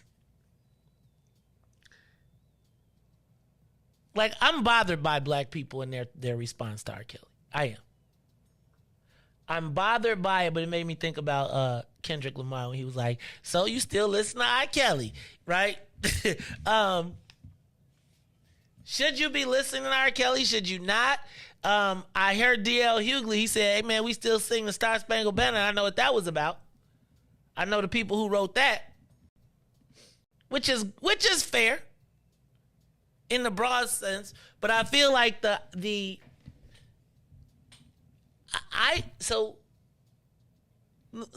tell you why I see this differently, because people are telling me, they be like, hey man, Kyle Rittenhouse, Elvis, all of them people. Can I tell you what I think about? I be like, they can say Thomas Jefferson, they can say, guess who that was though? Those are usually white people doing it to us or other white people. I do feel like our protection of R. Kelly in some ways is the unprotection of girl. He is famous. Cuz the reality is, that's the dude that's at the family reunion that's trying to get the cousin that would kiss the cousin, that would knock up a cousin. And I feel a certain way about when it happens to black people from black people. Right? You telling me about Elvis is not the same as you telling me about R. Kelly and Aaliyah to me. Because I feel like we are supposed to have some level of protection for our young people. And it would be my thought that any 14-year-old girl should be safe around a grown black man to not worry about him trying to put it in her. And if he's capable of doing that, regardless of what Thomas Jefferson, regardless of what anybody else did, that black man is guilty of assaulting one of our youth who is not had the chance to make it. And whether he sang one of my favorite albums of all time, I feel as though we cannot condone any willful and known abuse of black children. I don't care who did it. And I don't care who else did it when we know we gotta be like, nah, dog. It's the Maze Jackson Show. Give us a call, 872-259-7474. Riis, what say you, my man? It's Thursday, right? Mm-hmm. Throwback Thursday, right? Mm-hmm. Finna go right in the car to the show and put on a Pandora R. Kelly playlist. I mean, his music is his music. You know, it doesn't take away from his talent. He's a talented individual that, you know, got, you know, mental problems. You know, I'm not gonna make no excuses for him. You know, the same thing, he was accused of being molested. Even his brother said it by, you know, people of his own family. So it was something that's really, really going up, you know, up in here. So like, I really hope that they take the man to an institution to, you know, like really get, you know, looked at by specialists, because it's something mentally really, really wrong with him. But that takes away, like, from his talent. From a talent standpoint, he is the king of R&B. Nobody listen. The best thing that happened was Versus when started after he went to jail, because ain't nobody can beat him in music.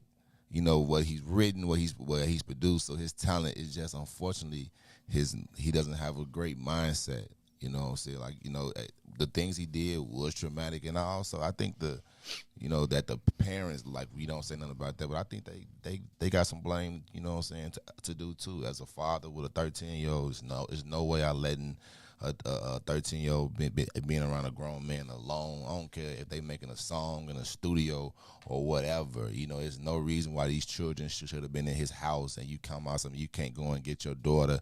Maze, man, if your daughter is 14 or 15 in R. Kelly house, are you not going to get her out of there? Are you not going to get out of there? So, you know, but as far as his music, to me, I'm going to play it, I'm going to sing it at a barbecue, at anything. Okay, I got you. Give us a call, 872-259-7474.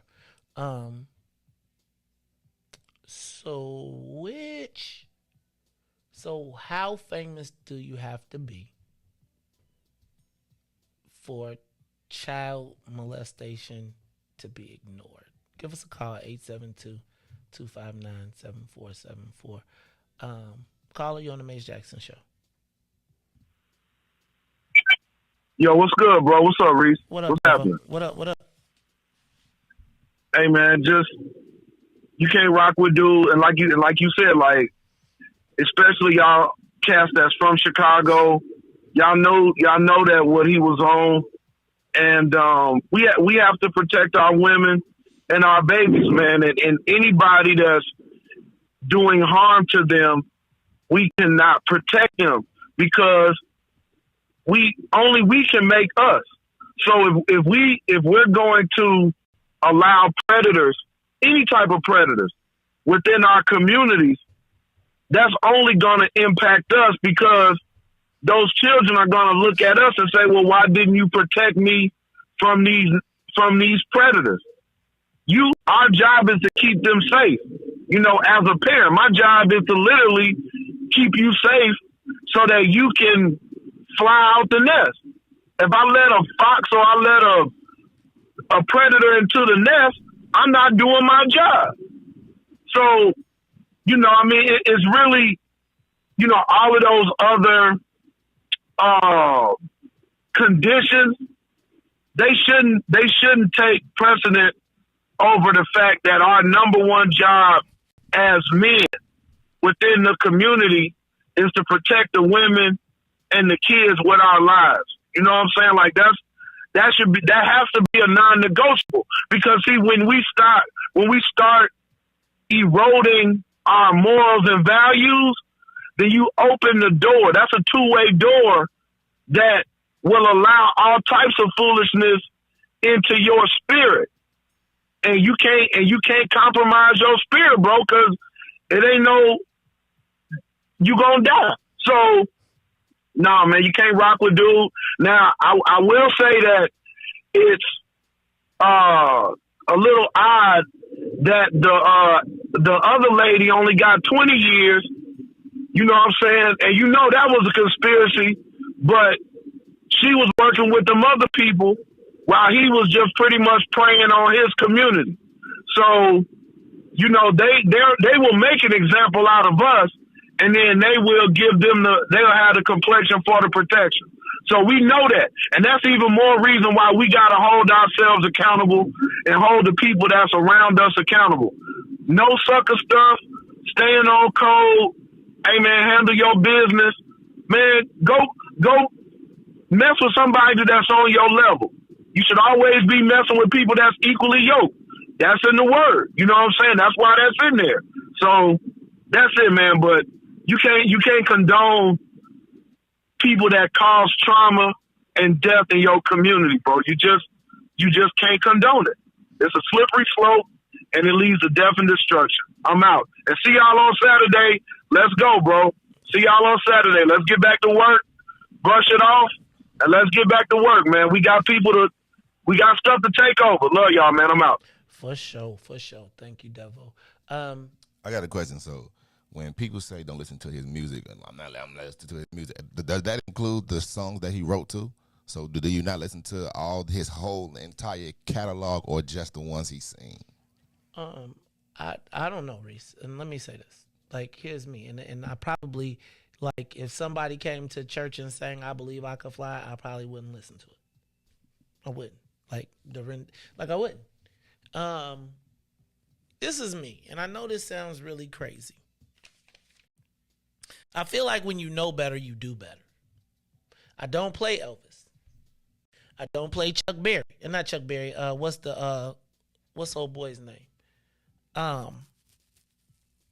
Anyway, the white boy who, like, and I do feel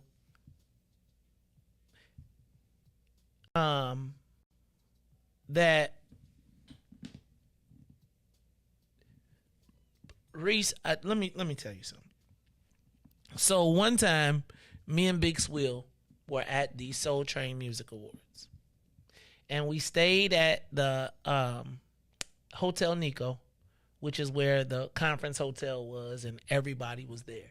And on our way home, on our way to the room one night, we saw these two girls that were clearly there with their parents, right? Like, their parents was obviously some executives, and they was running around the hall, and R. Kelly picked them up in the elevator, right? Like, they was like, oh my God, R. Kelly, and da-da-da-da-da-da-da-da. And he literally, they were clearly underage. We saw them the next morning, and they looked like mortified. Like, we saw them, like, they looked like complete. You know how, like, the little girls got their hair all, you know, it was like they was at the Soul Train Awards. So they was there, and we saw them the next day, and it was just like, damn. And I never forgot that. And I think about all the people. Like, I remember, Riis, knowing people in Chicago who saw that tape.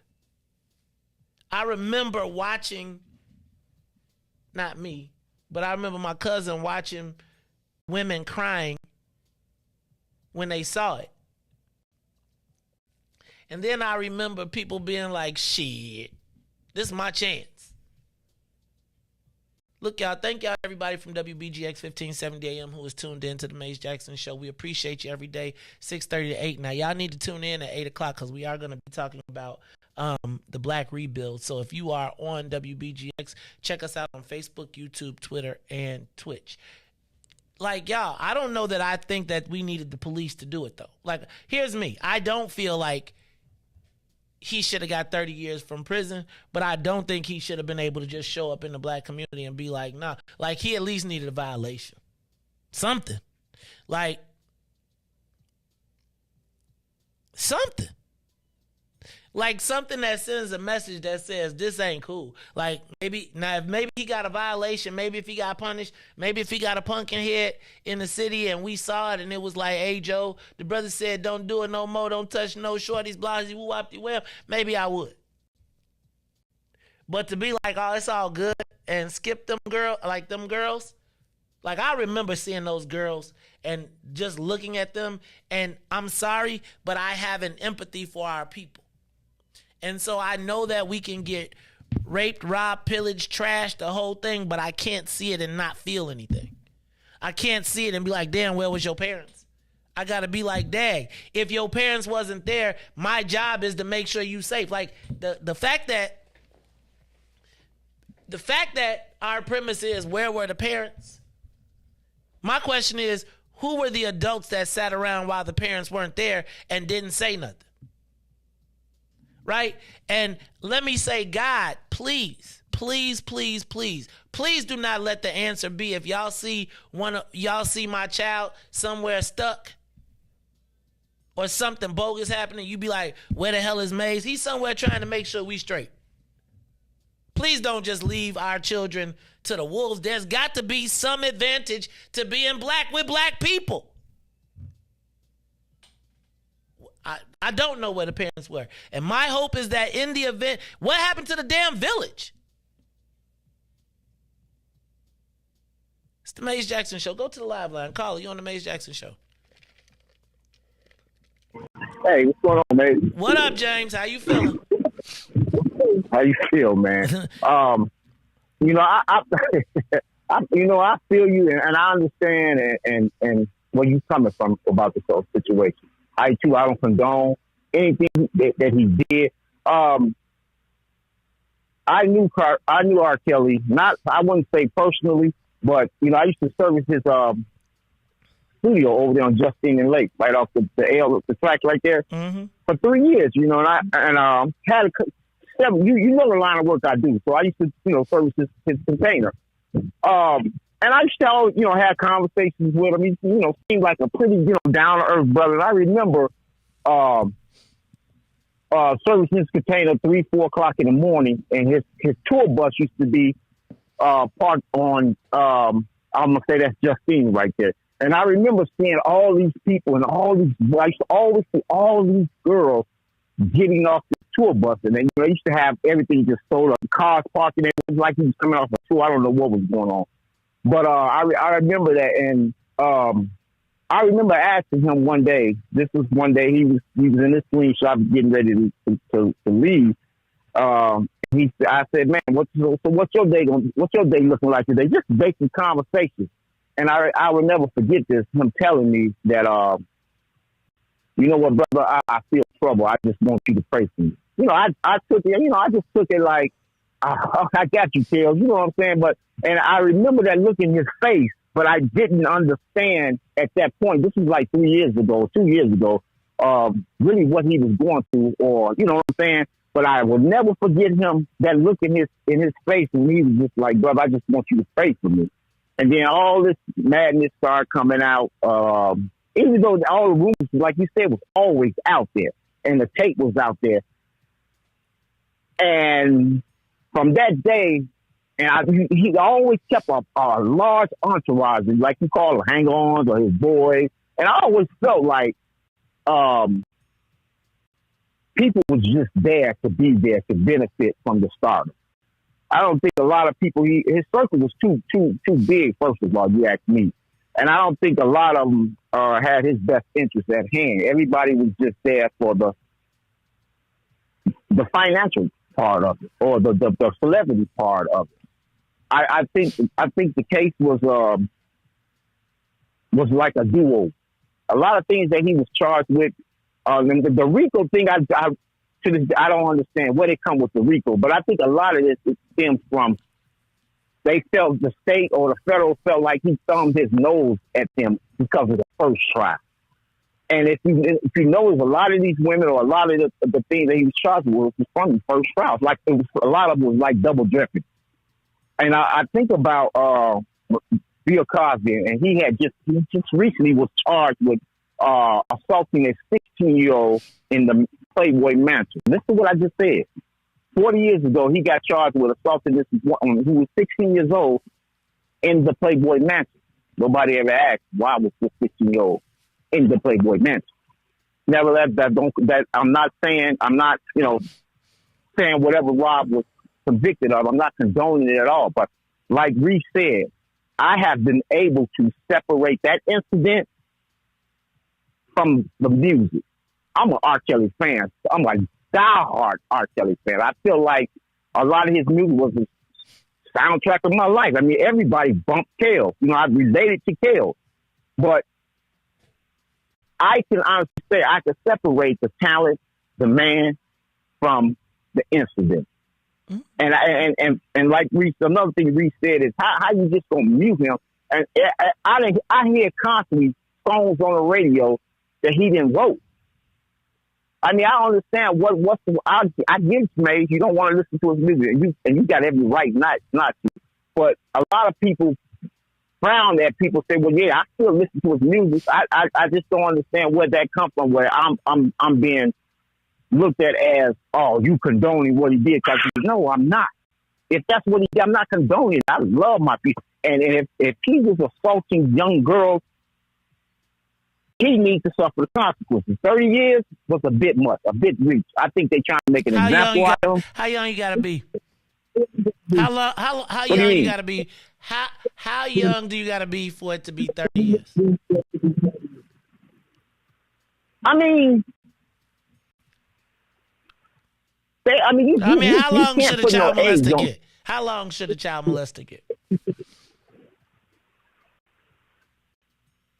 I mean, a black child molested had molested black children. If a child molested, death, you ask me. Well, but as long as they don't sing, good songs. No. It's not that. It's just the circumstances behind this whole case. You understand what I'm saying? Wait. Let me ask you, James. So, do we agree or disagree that underage? Turn that radio down. Do we agree or disagree that underage black girls... Turn the radio down. Do we agree that underage black girls... I don't have a radio. So then you got your Facebook Live on. Something is playing on the back of your thing. Yeah, something you got is going on. You got something playing in the background. Anyway, so I guess my question is it the fact that he's an artist that makes it count less? Or is it a fact? Because if do we agree that he molested any children?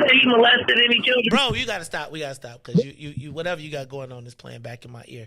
Look, y'all, I apologize, but y'all like again, I don't separate it, and I feel like we look the opportunity to split the hairs, and it's okay. It's like I'm in a different space. There are songs where I'll be like, damn, I don't want to turn that song off, but I'm going to turn it off. Maybe that's the hill I'll die on, right? Maybe that's just the fight that I've chosen that I'm going to take. But when I think of the greatest sex I ever had, I love that song until I think about the fact that he recorded that while having it with a 14-year-old. Right? And so even as I'm singing these songs and as I am, right, going... How do you know that? How do you know at that time? Do you want me to tell you?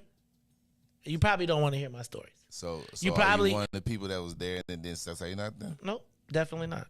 So definitely not. But I will tell you that I do know people that were there that did not say anything. And that's why I stopped fucking with them too. I was just when I asked. Sure did.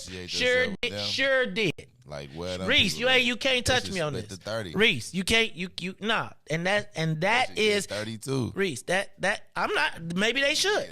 Riis, I'm gonna tell y'all what y'all got a lot of y'all favorites. A lot of y'all be running around here with y'all favorite superheroes, and it's like I be looking crazy because I be like y'all act like y'all don't know none of this, and yeah, it's part of the challenge of being me. It's part of the challenge of being... No, I'm not telling on myself at all. I was definitely knew people very close to that circle, definitely knew people who left that circle, definitely knew the people who found out about it in real time and was like, and reported it and watched their whole careers get shattered because they did say that ain't enough. I think that anywhere we find, I don't think that R. Kelly should have. Yeah, stop playing it. Now get Femo. You better check my history on this. You probably need to check my history on this because it's like, y'all, I'm straight across the board with this one. Right? As soon as I found out that was the end, I didn't do the red cup. I didn't do the step in the name of love. I didn't do none of that. None of it. It was the end. And I think, again, remember, I'm the same dude that said I hated going to when you went out west and you saw the girls showing up and these grown men buying them prom dresses. And it's like there's this pervasiveness that concerns me about grown men being able to predatorize our young girls regardless. If you 25 and you talking to a 16-year-old, you bogus. You bogus. I don't care how thick she is. I don't care how much body she is. I don't care how mature she is. You're bogus. And the reason she is as mature as she is because she met another one of y'all that turned out and turned her into a mature person, or she saw too much.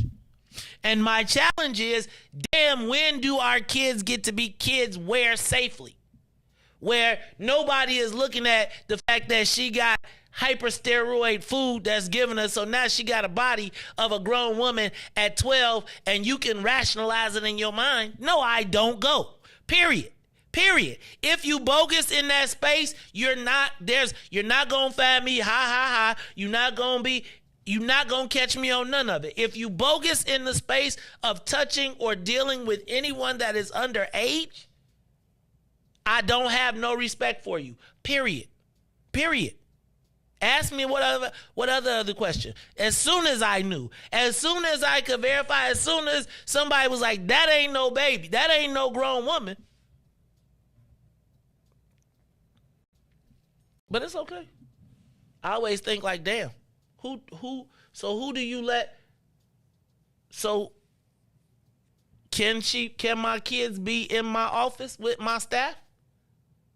Should I expect that somebody gonna be like, hold up, cuz you know how she wanted it. Nah, dog, I can't go. It's the Maze Jackson Show. Caller, you on the Maze Jackson Show. What's up? I can't go. I can't.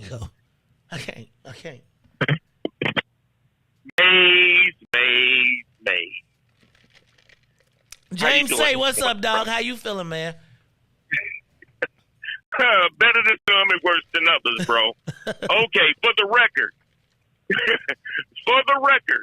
Chuck Berry was not messing with underage girls. He got arrested and sent to jail for transporting white women across state lines. Elvis Presley messed around with his younger cousin, and so did Jerry Lee Lewis. I have okay. So let me back up, James. Let me say this, and I'm gonna tell y'all just like this: if anybody is calling to justify because of Elvis or somebody white did something else or I'm talking about this case. Like, dog, our kids have to be safe. Black men have to see children as someone to protect if they parents ain't there. Somebody somebody got to say, dog, no. Somebody got to be like, no, fam. And again, the music isn't my issue. The condoning of the attack of our kids, because we be like, she fast. Nigga, somebody did something to her years ago. Go ahead, James. I'm sorry. Go ahead. Exactly. Me neither. But I just want to set the record straight. So, but with that being said, R. Kelly should have been dealt with. The hood should have dealt. He should have got hood justice. He should have got hood justice. I hear people making excuses. Well, R. Kelly was molested as a young kid or whatever. Then this dude doubly incriminated himself by getting on there with Gayle King, and like a dummy, I beat the case. Oh, that's what they was waiting on. You a done deal now, bro. You get what you get. I don't feel sorry for him. But I do say this. Now, you cannot exhume his talent. I give that to him. Now, like I told you before, Maze, I've been DJing over 30 years. I ask people, do they want me to play R. Kelly music? Believe me, some do, some don't. California, they love R. Kelly stanky draw. And whatever R. Kelly do is all right with them. But, as like I said, the dude, he should have been dealt with. He should have been handled a long time ago. But I will say this, Maze. It's a lot of other people should have went to jail along with R. Kelly. Anybody that was assisting him, deal or no deal, you get some reduced time, but you ain't getting away free. So can I say this? You're not getting away free. And can I tell you something? And this is what, James, I ain't going to even lie. This is part of why the people in Chicago be mad at me, and I'll be, swear to God, I'm be glad I'm from Bolingbrook.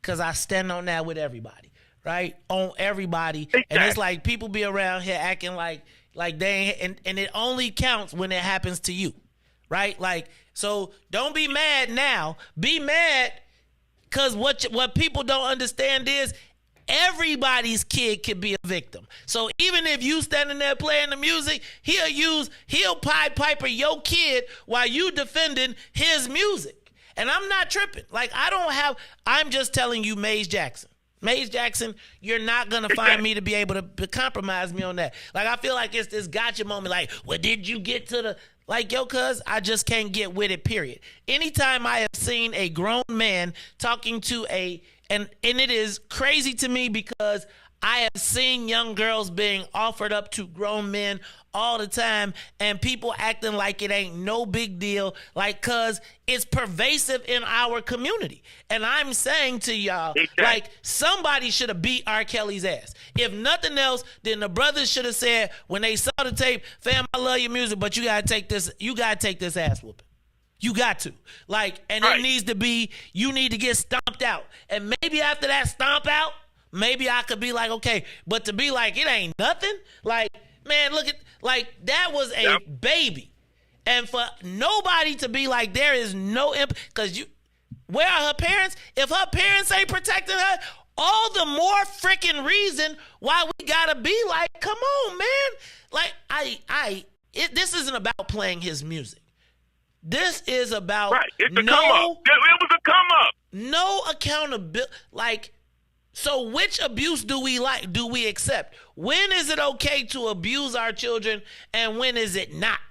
And like, regardless of your title, regardless of, like, when you tell me I am the Pied Piper and my plan is to hypnotize your children with my music so that I can put them on a videotape. I may have failed as a parent. Maybe I have. But I'm going to tell you, or maybe there are a lot of people that have failed as parents. But what will not happen in my presence, what will not happen is you will not take advantage of our dysfunction in my face.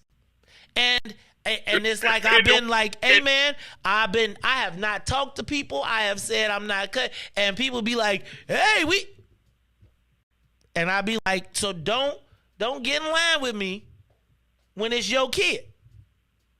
It's the Maze Jackson Show, James. Thank you, in the words of art, when the words of art, there's code of conduct.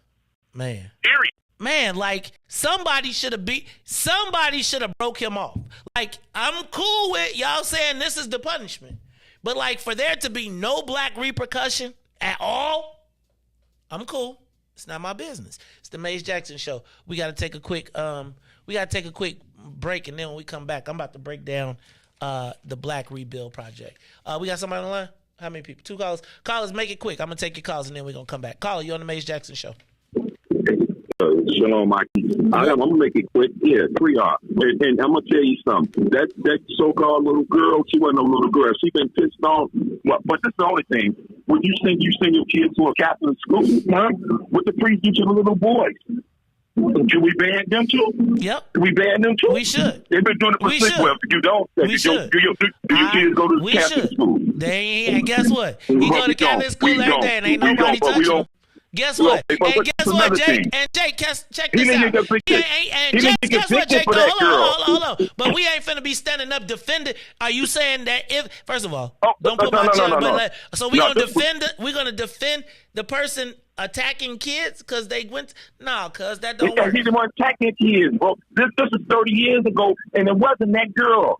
It's some old dusty bust downs that bringing up stuff for 30 years, and they put him on a public lynching. So let's not put it like he was like with a 9-year-old, 10-year-old Because he was girl or with a something like 14-year-old. that. He was These with were a grown women 14-year-old. at the time. No, you're looking at the tapes that they released. 14. Do you know what at 14, do you know that within this country, they used to sell them, and they had sex with them, and everything else. Don't act like this is something new. You black Americans, 50 years down, 60 years down, you know, y'all just like, y'all it's so moral. You're in an immoral country. They've been done worse than this. They sold babies. They done had sex with babies, boys, men. And then y'all want to bless them, brother? Oh, no. Take the kids out of Catholic school. How about that? Let's ban them. How about that? So long. That's what you got? That's what you came with. Go to the next call. I see that we have, again, I'm going to just point out, let me just say this, right? Because I feel like we've, again, gone into the place of, you want to talk about, you want to engage my family. I'm going to be in it, but understand the rules of engagement, because I think y'all have, again, let the white folks take y'all to a different place. And I feel like I kind of feel like you wishing some foul, ill will shit on my kid. And I take that a certain way. Caller, it's the Maze Jackson Show. Caller, you there? Oh, hello. Hey, Katie. Hello. Hey, Hi. Katie. Thank you. Hey, Maze. Thank you for defending black women and young black women, because it's amazing how many guys want to defend R. Kelly by saying, "Well, look at what the white man did. You know, look what we let happen in the past." It's a different day. We understand things better now, and we cannot let it happen. You know, I do think that R. Kelly was abused in his younger days by his sister, his brother, his parents. It was horrible. But he ain't, it seems to me, for what I have listened to, in his crowd, he wasn't the only one. It was all about dirtiness, about just horrible things that could happen. And just because a young lady is physically mature, that doesn't mean that she should be, because you know, these young girls, they are very innocent. Even though their bodies might be grown, they think they're grown, but they're not. And just I'm glad, very glad that you are pointing these things out with these other male callers that just love his sexy music so that they can get down or whatever. You know, things have changed. We know better now, and we need to protect our young people. I don't care what white people do. We need to protect our young people. And thank you very much, Maze. You have articulated it very well. Thank Bye-bye. you, Katie. I was thinking about, just think about this. It's funny because just 2 weeks ago or 3 weeks ago, we was on this exact same show defending the black woman who was chained up in a room and being held hostage by a black man who said he was tired of paying for sex. Because she was a grown woman. Like, I know this sounds, I got to be honest with y'all. I am oftentimes appalled at our view when it comes to these young people. And I'm gonna tell you, like, to be quote unquote labeled a bust down at 14 means that there was clearly something that went awry. And if you is getting it in at 14, odds are somebody older than 14 put you in the game. Odds are somebody older than 18 put you in the game. And I do think it is crazy what some of our young people are exposed to at an early age. And it's the reality, but I don't think that it is okay. Yo, cuz I'm going to be honest with you, that's kind of scary, though. It's kind of scary, and man, is any more callers? Because if it ain't, that's cool. Let's take a quick break. When we come back, I want to talk about the Black Rebuild Project. Y'all, man, woo. I mean, so how predatory do you have to be? Before, like, again, I'm not tripping on the 30 years, but there's like it's like you let them get to 30 years. Because nobody ever, because people still taking pictures. Still trying to be on the entourage. Like, still cool to turn out kids. Our kids are at a disadvantage and dysfunction. And for us to manipulate that dysfunction or not to recognize that as a failure on our part is scary. It's the Maze Jackson Show. We'll be back. The Maze Jackson Show will be back after this break. Hey, Chicagoland, all roads lead to Solo Beauty Supply, the largest Black-owned beauty supply in Chicago. We carry a large selection of natural hair care products, plus much more. So come see us at one of our two locations, located at 9011 South Ashland or 8158 South Cottage Grove. Our inventory is growing, and with your support, Solo Beauty will continue to be a source of pride in our community. Maze Jackson. Tune in to the Maze Jackson Show every day, Monday through Friday from 6 to 9 a.m., where you can catch us on YouTube, Twitter, Twitch, and Facebook Live. Plus, from 6:30 to 8, you can get us on WBGX 1570 a.m. That's right, it's the Maze Jackson Show, where every single day we ask the question, what's in it for the black people? And if you don't like it, you can still tell them, Maze said, we out of here. Peace. Maze Jackson. Caller, you on the Maze Jackson Show? What's up? Hi, this is Katie. How are you? Hey! Okay, hold on. I'm going to make an official nomination right now that we make Katie the new president of the phone club. Riis, can I get a second from you, man? I second it. All right, it's been moved and properly seconded. Everybody tuned in on Facebook, YouTube, Twitter, or Twitch. If you vote that Katie should be the new president of the phone club, please signify by saying aye. The ayes have it. Congratulations, you are now the new president of the phone club. Katie from Ashburn. We did it. You're going to be the next president. How you doing, boss lady? Thank you. Fine. Thank you. I accept that nomination. Thank you. All right. You got drafted. Maze Jackson. It's the Maze Jackson Show, where every single day we ask the question, what's in it for the black people? And if you don't like it, you can still tell them, Maze said, we out of here. Peace. And now, traffic and weather. I love being black. Do you love being black? Yeah, I love being black. Hey. Do this for my people all across the globe.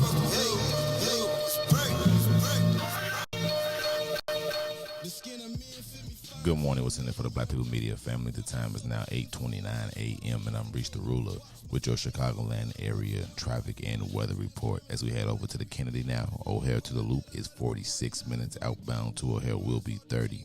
On the Edens, Deerfield to Exchange, 50 minutes. Exchange to Deerfield will be 38. The Eisenhower, Thorndale to the Loop, 50 minutes. 36 minutes to Thorndale. While the Stevenson is 1 hour, I-355 to the Dan Ryan. Outbound will be 37. The Bishop Ford, I-80 to the Dan Ryan, 43 minutes, 32 minutes to I-80. While the Dan Ryan is 18 minutes to the Loop, 12 minutes to 95th. On DuSable Drive South, 55th to Jackson will be 12 minutes. Jackson to 55th will be 8. On the north side, Randolph to Bryn Mawr will be 8 minutes. Bryn Mawr to Randolph will be 9.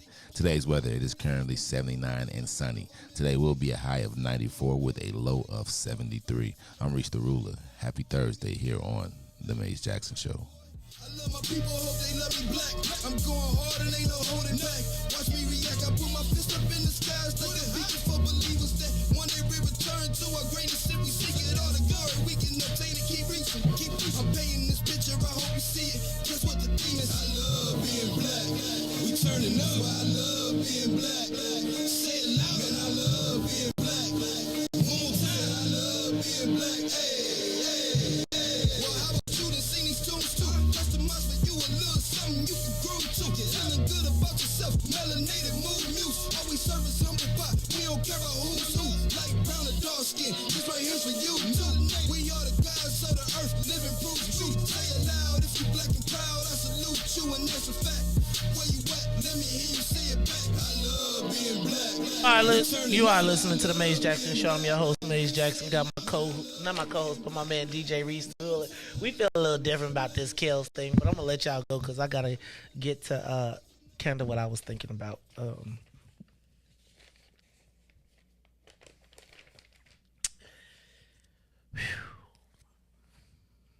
So I'm not at liberty to go full all the way in, but I have had some time to reflect on kind of the what happened during this campaign. And how President Kerry K. Steele came within 3.5 points, 32,000 votes of becoming the next Cook County assessor. And I want to commend her opponent and his team on the ability to use anti-Semitism, homophobia, and anti-Latino sentiments to attack an otherwise flawless black woman candidate whose only real flaw was her husband. Her husband and this What's in It for the Black People media and What's in It for the Black People First stance. And I want to offer my sincerest apologies publicly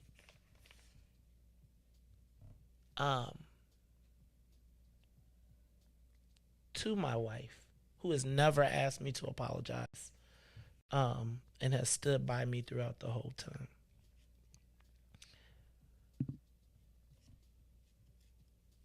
And I wanted to, and as I think there are many people in the universe, particularly white folks, who would like to, because I demanded that, not I, because my wife demanded that we read and count. And because she refused to obey,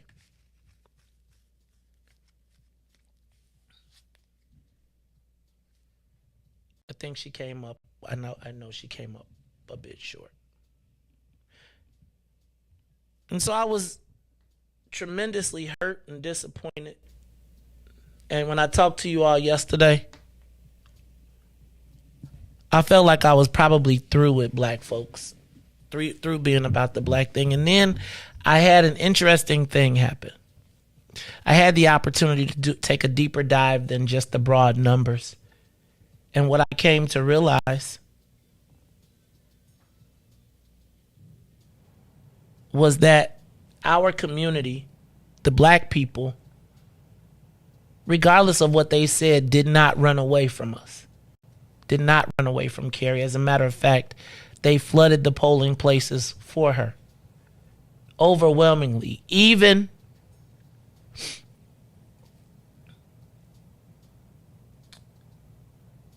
though all of the people who were working against her in the black community could not stop black people from showing up and showing out for her. So very similar to what happened with Willie Wilson. President Carrie K still won every black ward decisively by more than 10, in some cases more than 20, in some cases more than 40 to 50% more. Black people who knew were not influenced and did their job. The challenge is we need more.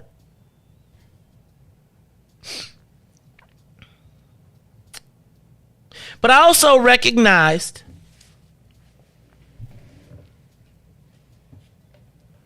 in this process, and I told you I was talking to a Chicago alderman the day before the election, and we were talking about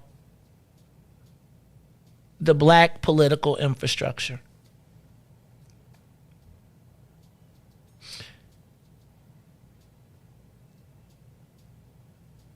There is a lot of black silence and a lot of black voter disengagement, and black people didn't show up because the Democratic Party has not given them a reason to show up. Now, I'll be honest with y'all. We all know personally and love Carrie. And it was demonstrated by the black community. But when you look at the turnout, what you have to do is look at the turnout and say that it is a failure of the Democratic Party to address the needs and concerns of black people, thus giving them less reason to feel as a reason as to why they should vote. You only need to look at the 25-34 and 18-24 and see the drop off to see how many of our black people have become disengaged in the political process because they don't see a return on their investment. The voting numbers of black people in this race should send a clear message to all of the black Democratic committeemen, the black politics. There's no overwhelming, like, people are celebrating victory because people are disengaged. But I want you to think about what happens if what happened on the north side, and I need for y'all to understand that even on the north side, what we could see was there is no controlled vote. Nobody controls their vote. The committeeman doesn't tell you what to do.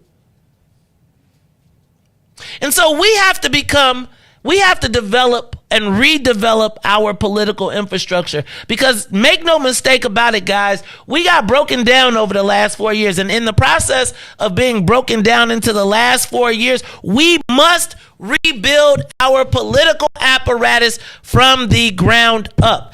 And when I talk about rebuilding our political apparatus from the ground up, y'all, COVID removed a lot of people from our political process. And so, I'm going to be honest with you. I was really thinking about disbanding or slowing down and fighting for myself. But what I recognized was, when I looked at those votes, was that black people stayed on code no matter what they said or did. And so now, what I had to do was take a little bit more time and see where did things break down. And I haven't done a lot to break it down as of yet. But let me tell you some of the things that I did notice. The first thing I know is that there are very few true political organizations. Political organizations that actually have a working army. And I'm going to tell you that we need to build a political operation in every ward, right? In every ward. We have talked about a BP1 chapter. And let me tell you, when you look at the turnout, black folks are ready. They need a vehicle that represents them. You know, people call me and say, well, why don't we turn Democrat? Why don't we turn Republican? Why don't we turn black and take everything that we got? Because remember when I was asking y'all about what are our black assets? What do we have? Let me start with the most basic. Did you all know that when I first joined the 27th Ward Democratic Organization, part of the responsibility of the Democratic committeemen was to put judges at all of the polling places? That was a primary responsibility. And people took that job seriously and they got paid by the county, but their responsibility was to man the polling place and make sure that it was an efficient operation. And because we knew for the last 10 years that this was the person that would open the polling place, she could count on the money because that money was paid for by the county. And we put in all of the judges and all of the election day workers at all of the polling places in your ward or in your township. Ask yourself how many of your committeemen are doing that now. And if you need an example, check and see how many of your polling places in the black neighborhoods opened on time. And people knew, or did you experience confusion when you went there? That is because there is no political operation in our wards that teaches people how to find the election day judges and how to open up the polling place. So now if your political infrastructure from 6 o'clock has fallen apart and you can't even guarantee that your first voters can vote at 6 o'clock, if you're not there at 4 o'clock setting up and getting the polling place ready, if you didn't go the night before to make sure that your polling place, that your box has been delivered, opened up, and it has all the materials and you're prepared, guess what? You start with a fail. We don't have that anymore. Honestly.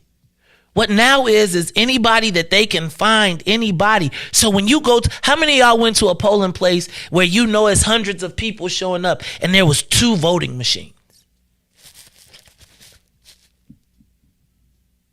So who went around to all of the polling places and said, these are the biggest polling places in our communities, and we know that our people are going to vote, and we don't want them waiting in a long line for hours, so we're going to make sure that we have our polling places set up and put together for our voters.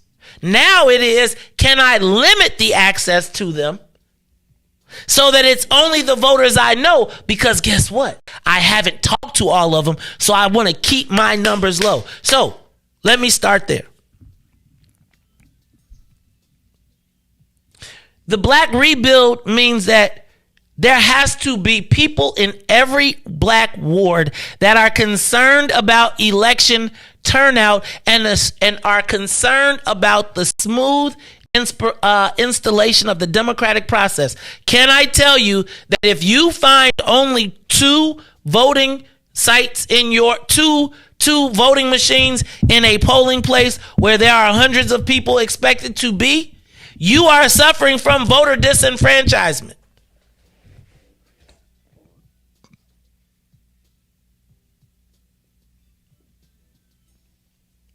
So let's start with, does every ward in the black community have election day judges. Do you know you get paid for that? And did you know if you are part of Black People First and you run a ward organization, we'd submit your name. So maybe you ain't gonna stand outside, but we need people inside to go work. All my seniors who need to make an extra make an extra couple $100 for a day. Hey, seniors, join the local Black People First and we'll get you back connected to working in that polling place. Riis, I saw the deterioration because the opening up of the polling places used to be the responsibility of the committeeman. So you still see it in certain wards. But that's part of the process that people don't recognize exists, that we don't have the infrastructure to do anymore. How many of you all remember having a precinct captain? I remember 2 years ago we did precinct captain training programs, but how many of you all that are tuned in to this community, to this show, to this station, no longer have somebody that you know that you can talk to in your ward to make sure something is happening, to make sure? Are you willing to take responsibility for your precinct? Are you willing to be that one person that people can come to that will take all of the issues to the ward office, to the committeeman, to whoever, to get it solved? See, we want to show up. What we don't recognize is our entire process has been eroded. So when I call a ward or a precinct or a committeeman, you can't call them and say what's happening because they don't have anybody that's standing out at the polling place passing the election materials that can call in at 6 a.m. and say, this is precinct number 1, our polling places are in. So we're no longer in control of our fate. Our fate is now in control of somebody by somebody downtown.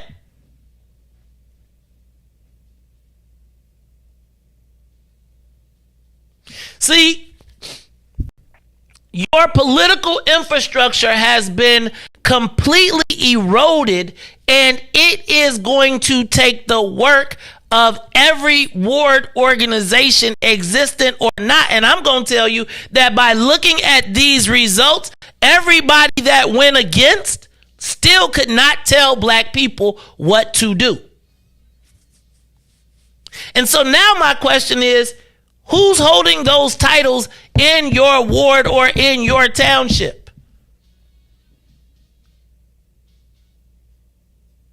So now, we now need to reinvigorate the concept of the precinct captain. Being a precinct captain back in the day was an honor, but it was work. But are you involved in your community? Are you tired of seeing the lights out? Are you tired of seeing busted curbs and busted sidewalks? Who in their ward or in their community is willing to take the responsibility and say, I'll be the point person? See, the fact of the matter is, our masses, the engaged voters, know what to do when given the task. We have to get more people involved in the task. We have to know where our strengths are. What we did not take into consideration was COVID. We did not say, who is going to make sure that our seniors get to the polling place? Because they can't vote downstairs.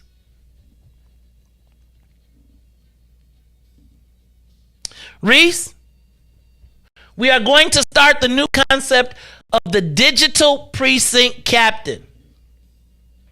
You know, some of y'all, like maybe this will be why the young people, because young people don't really want to go talk to nobody. They just want to send you a tweet.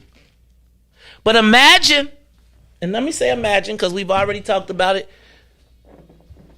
But who controls the social media in your community? Where do you go to find out what's going on in the 7th Ward? How do you find out everything that's going on in the 9th Ward outside of what they want you to know? How do you know when your neighbors are upset? How do you know when your neighbors are getting together? How do you know when another community is sharing the same issues that you have? Let me tell you, we have to rebuild our team. We do. And we have to start looking to say who is with us and who is against us. See, The game now has been to keep the numbers low and control the outcome, as compared to expanding our base and saying all of those people that have been left out. The reason that you don't see crazy black turnout is because, Riis, every time there's been an opportunity to talk about black issues, black people have been told or squelched from talking about black issues. But what we can learn from the Carrie Steele race, if nothing else, is their messaging doesn't work against black people. If you stand by your people and you solid, they will show up for you. They showed up for Carrie Steele. Now, what we have to figure out is, what is the path to victory? And I think here's the premise that we have to now look at. The premise to victory for anybody now is understanding and knowing the base. And let's be clear. If you were to listen to the party, they're not in the same space with black people as they are with white folks. So where is the place that black self-interests are represented in politics? Black people first. Now, a lot of people are telling me, Maze, stop calling it black people first. White people not going to like that. Let me issue the disclaimer one more time. Warning! This show discusses issues of race and culture that some may find uncomfortable or triggering. Please take caution in viewing. This black people talking.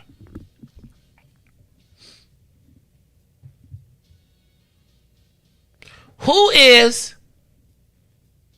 the biggest black power broker in politics right now? Who do black people listen to politically? Got to tell you, it's not the president of the county board or the president of the party. Because she told you to do something else and you didn't do it. It's not the committeeman. Because regardless of what the committeeman put on the paper, the black people did what they were supposed to do.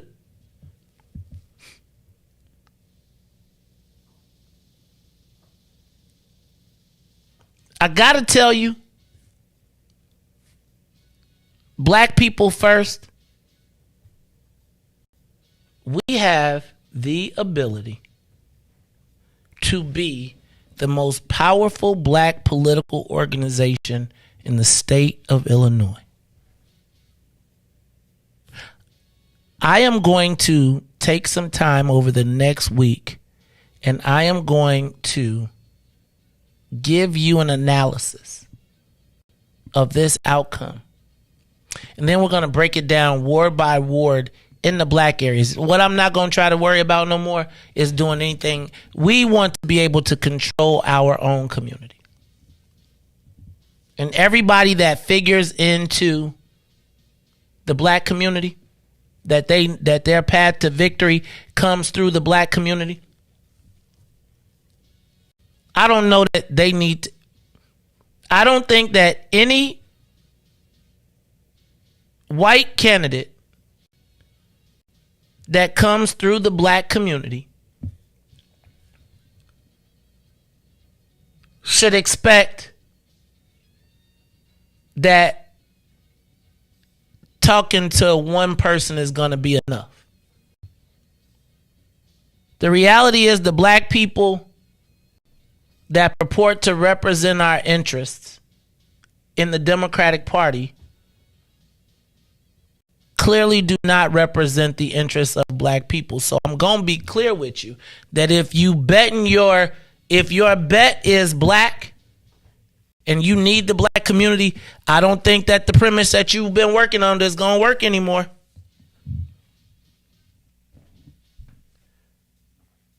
Unless you need 20%, that's what it's going to get you. And so I think that we have to start having a paradigm shift. I have been of the, one of the things I was talking about to a friend of mine was being from Chicago via Bolingbrook.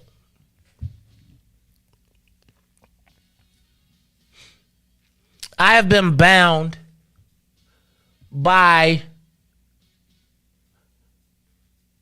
loyalty to a dream that no longer exists. You know, I think that as much smack as I talk, I still have these visions of Harold Washington-ness in my mind. And what has happened, Riis, is that people who are not from Chicago, who do not have the black Chicago handicap, they don't wait. They don't have.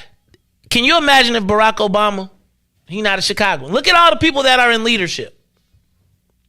For the most part, not Chicagoans, not from here. And guess what they said? They said, I'm not going to wait or be bound by your old allegiances, by your desire to be. County Board President, Cook County, from Minnesota. The mayor, Ohio, governor. Where did he grow up? He wasn't in Illinois. And if the one thing that you notice about all of them is that they have no respect for history. They only know what is in front of them. And I think I have spent so much time studying history, not recognizing that the history is not the indicator for the future. And we show all of this deference to all of these people who really can't change outcomes, who really don't speak for black people but position themselves in front of them. So I had some people talking about what the threat was, and I think that anybody thinking about the threat needs to go back and look at the black numbers in this race and recognize who is and who is not speaking for black people.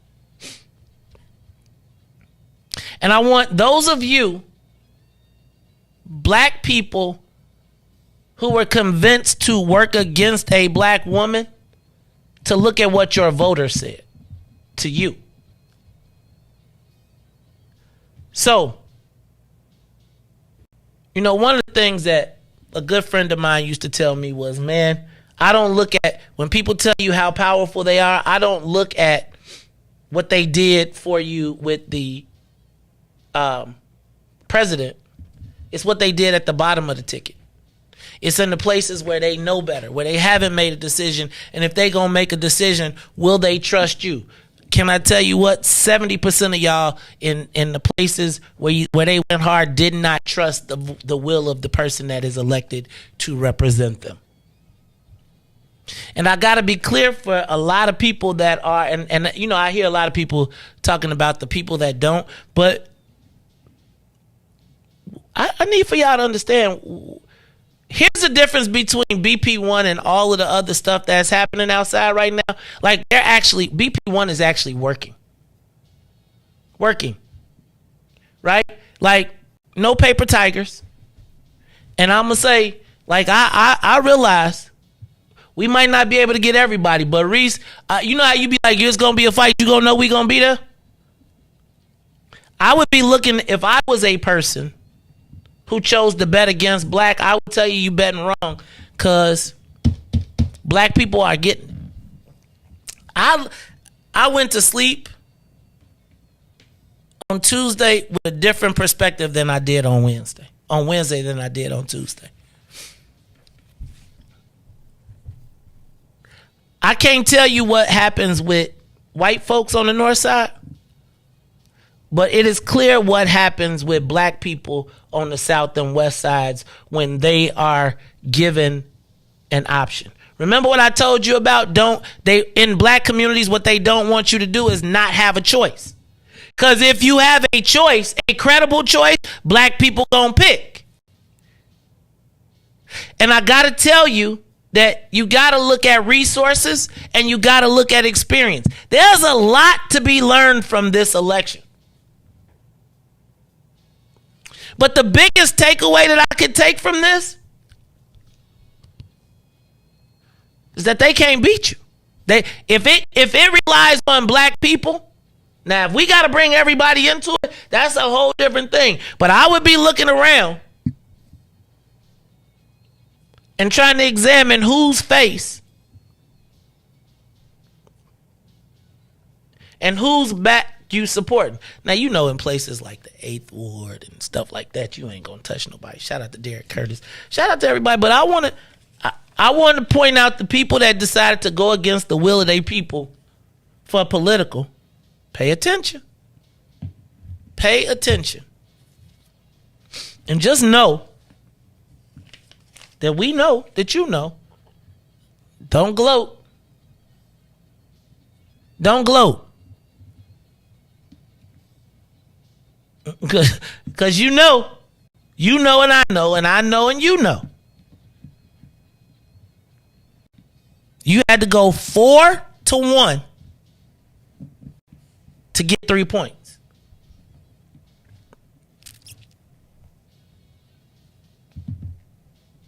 I want to commend BP1. I want to have you all. I want you all to join us on Saturday at TP 5401 South Wentworth. The fight has not stopped. Matter of fact, I'm so glad I could read and count. Now I just got to apply the science properly. Hey, y'all, it's going to be a lot more people watching. The Race Patrol, I just want to let you know that also at BP1, we will not let any slights go by. So since we calling out racism, since we calling out phobias, and since we calling out anti, know that we will be calling it out where we see it, when we see it, by who we see it from. I also want you all to take a look, and I'm going to break down this voting analysis, because the reality is, black people, you will determine the outcome of the governor, and you will determine the outcome of the Secretary of State. And I'm going to tell you that you got to stop cheesing so you can get what you need. Right? Like there is no given black vote. And whether that is turnout or whether that is where we vote, there is no given black vote. What are we excited about in June? I mean, in November. What race we got in November? Who we trying to help? So now with the motivated Republican base, they got to figure out a way to help black folks. They got to figure out a way to turn out black folks. And clearly, the current committeeman can't do it.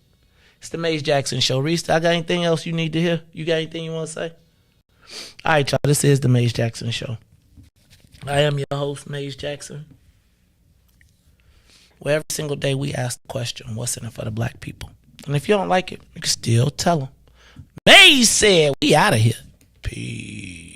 Let's get down to business and go ahead and address the facts, man. Lightfoot seems more lesbian than black. Rahm Emanuel's another case. He was just as tired. 50 closed schools left much to be desired. Police had Anjanette naked on that body cam. They suppressed the footage so it couldn't touch a lot of hands. Mafia had 16 shots in that cover up. Both of them similar, so I went and dug it up. George Floyd killed, a lot of riots happened in the town. Southside burned and they wouldn't let them bridges down. Grandmother sick, need a prescription and plus a couple groceries. You gon' have to travel just to get it now. COVID-19 out here shutting all the business down. Not enough SBA loans to even give around. So many failed businesses that you can put them in the pile. If you don't survive the pandemic, it's gon' sit you down. We sing, dance, play ball, entertain, and crack jokes. Government infested black neighborhoods with crack smoke. System that milked us so bad, we got lactose. Still trying to find out what's in it for us black folks. We sing, dance, play ball, entertain, and crack jokes. Government infested black neighborhoods with crack smoke. System that milked us so bad, we got lactose. Still trying to find out what's in it for us black folks. Shout out to Willie Wilson, hope one day you get to send it. We need some different players in the game to handle business. So many shady characters like Madigan and